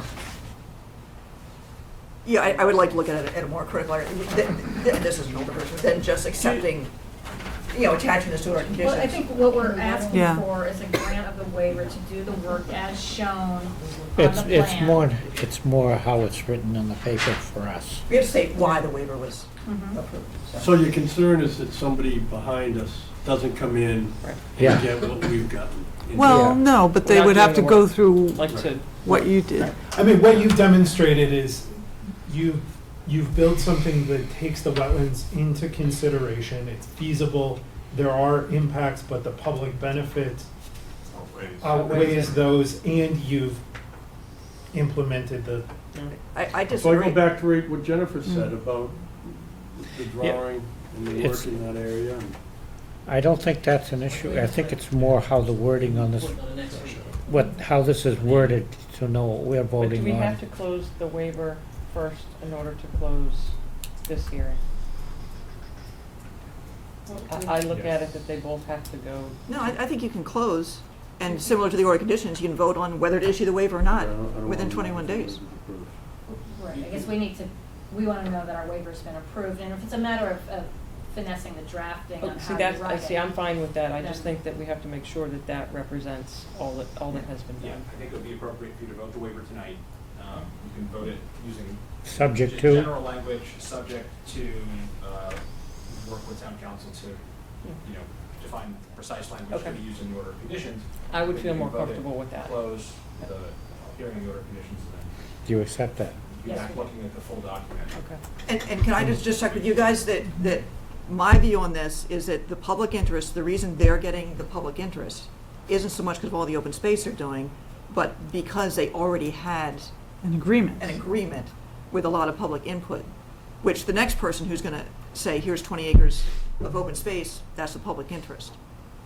Hmm. What's the public interest is as soon as all of the open space, Absolutely, you It's could a good refer point. to the, it's that catch that makes you special. the host community agreement, negotiations with the town. But yeah, I just want to, that was the precedent I was worried about. Yeah, Yeah. I think that's a very important distinction. Yep, very good, yep. So we'll hear a motion to, Who can put that into a motion? Andrew? Yeah. I will make a motion. Let me see. So I will make a motion to grant the waiver as applied by the applicant, subject to wordsmithing by Amy and town council. Councils. Councils. Goodness. Well, it's Do I- capital T, capital C, town council, so that could be anybody. do I hear a second? Well, to is it that? all, Town council or, and applicant's council. I Right. believe is Andrew. Yes. what Sarah was reaching for, thank you. and would it also be run by us at the final wording? To be Or is You it- have to sign it. Yeah, we just have to sign it. Okay. Do I hear a second So- from somebody? Wait, Amy, yep. So you're not going to issue the waiver unless the applicant approves it?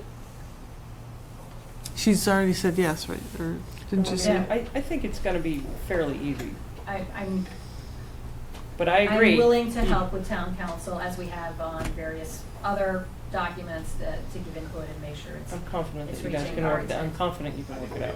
Okay. And So applicant yes, council. subject to council's approval. I would second it. All those in favor? Aye. Now, to close the hearing, do I hear a motion? They have to ask to close. Do you want to? Close it. You're sure? 100%. You sure? Because we're meeting in a week. I understand what you're doing. And we're gonna see you then, it's gonna be great, but this one, we would like to close this. Somebody want to make a motion to that To effect? request. I move to, The number. yeah. Let's go back to the number now. Yeah. It's 180 Great Road.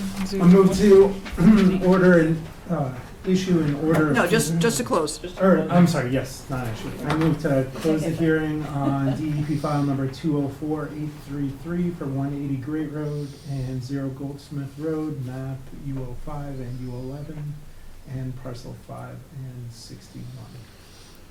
Do I hear a second? Second. All those in favor? Aye.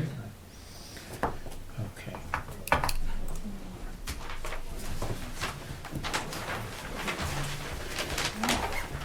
Thank you. Thank you. So how do you want to work on this order of conditions? Thank you very much. Maybe on Wednesday or Thursday? Chase and I can meet with you, that way we only have 2 commissioners. But at least we get a draft hammered out, circulated, discuss it on the I'll 20th. send you one tonight. I want to make sure that we're in. And we have an agreement to extend the timetable on the 21 days. Am I correct on that? You have an agreement, if it's needed, I mean, obviously we'd be happy to have it done sooner. Let's hope we don't get another snowstorm. Well, it's a good point, because unless they had agreed on it, Well, you still, the They applicant have to still be has written. to say Yeah, in if by writing. next meeting, we don't have something in writing from you that you agree to an extension of that, then we're gonna have to issue the order. Matt? Matt? Yes. So you're So requesting just an to- extension for Right, an for additional basically an day. additional 24 hours. So just remember, we still have to do the extension for 24 hours. If you wanna write it down now, we'll take it. Or just, you Write a can, piece of paper. I mean, can we have a blank piece? The other, 48 hours? the other thing. No, 48, yeah, we get 48 another hours. Can we snowstorm. skip? No, we're not putting the snowstorm Couple, condition we're in getting this. Tonight and tomorrow. We may need a little more time with the townhouse being closed and what have you. I mean, it should be fine. I mean, I'm just How do you do with your training? Or just say to close of business April 4th. Are you going? Did your beard make you rat that? We don't know yet. April 3rd is the Monday that we meet. April 4th. Does that work? Ways So he was in to Denver. extend Out in the mountains. M&M Realty. We've got to Trust go agrees back to up extend to the the time top on period. some of this general discussion stuff. For issuance. Go ahead, they're Can't get my spelling here. Issuance of the We're gonna knock off a couple administrative things conditions. in the beginning. It shouldn't take too long. But she stayed awake, so that's a good sign. The orders of conditions get filed with the town clerk. Seen the other two. But they get recorded, right? Yeah. So, well, I mean, I know that. We're looking April. Has the schedule just 2017. Good. Holidays screw us up, Fine. Good. basically. And then like. So I'll get some language, use that to you in the next day. Okay, why don't I can send you the most recent one of this, so you can see all their crap. I've started some stuff, so I can send it to you, just so you have something to look at. do that. Yeah, send me what you It's, got. it's short though, so. I'm So not we out gave crazy them much an with it. extension. I to can't the- hear you. That's why I was. We gave them an extension to April 4th close of business. Amy, for your file. Board, thank you very much. Okay, thank you. Have a good night. Thank you all. Oh, no, thank you. Can we go back up to the discussion items? Thank you. You All right, need to so- Stop squeezing wetland. Yeah, yeah. Durkey Farm. Do you need the new owners to come in front of the commission or just me? Well, how many lots? It's gonna start happening. I think the first closing is end of March, beginning of April. So they've already signed, I've already got the paperwork, there's an indemnification, I've got all that crap. One of the order conditions is that, actually, you probably have the exact wording in there, is that they either come before or contact the commission, and I just wanna make sure that in that case, commission would include me. Well, so I have a couple, my For only what? thought on that is if someone is in the wildlife corridor or something that's a sensitive area, Yep. in addition to the wetlands, then I feel that this is a very opportune time to be able to explain to them what that corridor means and maintenance and non-use of that. So I think See, there's I would expand that to anyone with wetlands on their property. I would, it can be 5 minutes, hey, we exist, if you're gonna do anything there, you can no longer claim ignorance. it's just gonna take up a lot of It's gonna, time. just here, because there's gonna be 21 owners. They're gonna come in at different times. I With just guarantee you, questions? Dave Guthrie does not want to do this, you know. He would either rather do it, you know, have me do it, or maybe get a bunch together on the site and do it. Which is why I'm running it by you. It depends I on don't what like they're you spending coming- your time going out there meeting with them every time. I would rather spend their time to come in and Yeah, it works for me, chat but with us for a couple minutes. I think at least bring 2 or 3 in and see how it goes. You gotta be consistent. Well, the reason I'm saying is the word gets out that they gotta go, they had to go into the board and talk to the board members. It might be enough to make enough an impression, if they get to talking amongst themselves. So, I mean, do we really wanna have to sit and listen? There are 21 of them. Oh, I don't necessarily intend to listen to what they have to say. Well, but But you're going to. But you could have, I mean, opportunities and just say, we are meeting, like maybe have 1 or 2 of the meetings, one of the ones during the month be more specific to it and front load them right at 7:30. so it wouldn't necessarily have to be something they have to do before closing. Correct. Because we've already got the indemnification, Yeah. we'll have their name and address, they will have signed, that they've read the order conditions. I mean, I guess I'd actually rather it be a month after they close, so they actually know their property. But Yeah. what does the regs say again? Why would they have to come in front of us? It's order of conditions. Like in what, It's an in order what of circumstance? conditions. We but put what- it in Just a- notification so that they can make it clear that they can't do this and that we're checking on them, basically. So before they close on the property, they're supposed to come in front of us? No, after they get the boots on the ground. At some point, they need to come in. During construction, you mean? Well, I'm just not clear what it actually says. In conjunction with the sale of any lot governed by this order, the applicant shall submit to the Conscom a signed statement by the buyer that he or she is aware of an outstanding order of conditions. Easy. Or the development has received a copy of this order. Didn't the last part of that say? No. Or maybe it's later in there.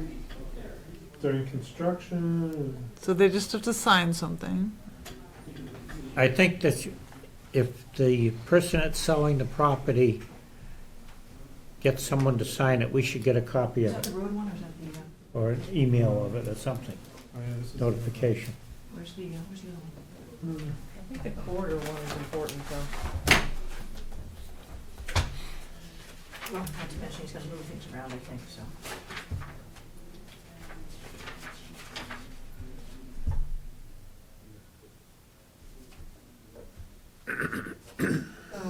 Changes members, construction authority. So Rachel, this is another development of the same general scale as the one that we're looking at here. Yeah. But it's farther along, they're building the houses. This is the one over by the train station. Oh, I know that. And Maybe I read it wrong.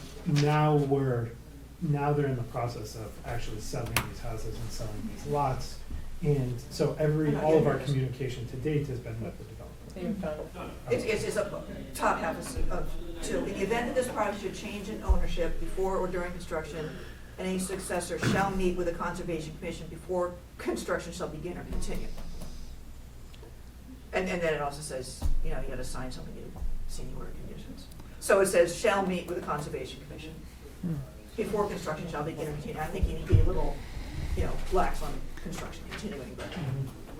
My thing is that piece of paper I'm sure just gets signed in the closing process. And It's like, what's this, sign this? Well, I've already got the my one. signature closing on houses all of a sudden just starts to resemble a line. Absolutely.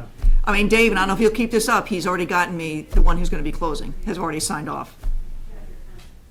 Which doesn't mean that's gonna go for the next 21. I'm happy to be told to pound sand, but I would like to see. All right, well, I will tell them that the commission requests that they come in, it does not have to be before closing. I would Does say that- it so you can depends on lump the 'em? degree. I don't know. I'd say that in my opinion, We also. Amy could represent the commission in some circumstances.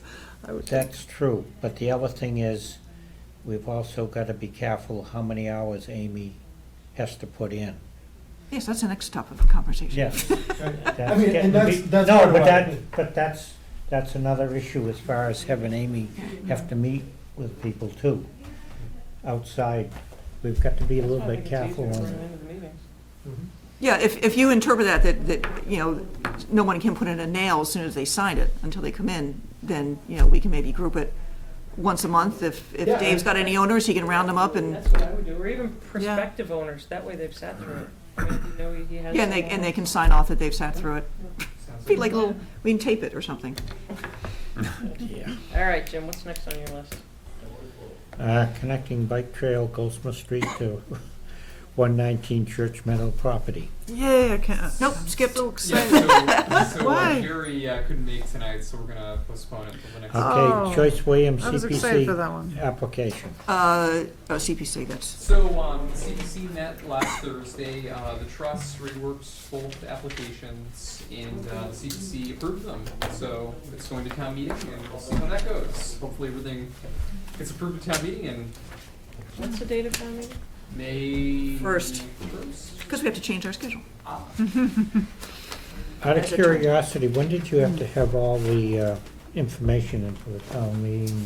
The warrant? Yeah. I think it closes next Friday. I think it's You still wanna get just. hold of William? Hmm? William had something, and I don't know if he's called. The AdCom thing, yeah, that's on there. I had emailed Keith and everybody, so. Okay. Review. And by the way, this is the Durkee sign. It's on a 4x4 post, so this is what it's. Oh. It's that small? That's why I'm asking you, that Dave, color? before you print them, can you, Oh, I Is it thought that was a red? sample, that's. No, the this actual- is, it's 4x6. This is almost 4x6. Oh. Not I gonna be actually red? like it. I'm pretty comfortable with it. Red? Has to be a color.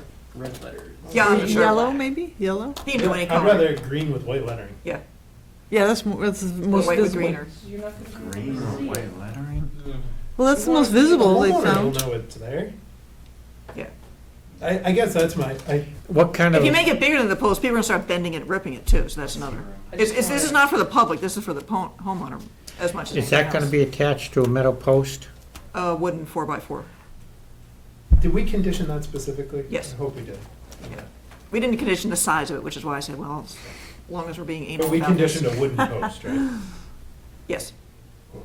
Well, we didn't condition, that's what they're doing. Is it gonna be pressure treated or gonna be, Right, it's got, should we specify the pressure treating? It's gotta be And the pressure edges will be treated for beveled. ground contact, Four-seater? set in cement, So do you want this in, do you care about colors? Red, I think, would be better. I don't know. I think red. These are in people's Just backyards, something that stands out. and like right off their decks in some cases. Yeah, see, Well, then I'd they'll say see it. green with white lettering, because that's when the They know highway what they're signs are buying. made that way They for a like- reason. They know they're buying land that's sensitive, so I would not like a red sign like this, literally off my deck in a couple of conditions. Yeah. what would be I'd your say preference? green. I would say go with green. Like 12-year-olds are Yeah. shooting with BB guns. Yeah, put a little target on it, just, you know. Although most signs, That's what I most would've done at protective 12 years signs old. are white with black, when you think of it. Are they have been? I mean, you see it. white with black. So white with black? You see White with black. DPW. It's whatever. Okay, review coordinators budget hours. Okay, so, let's see.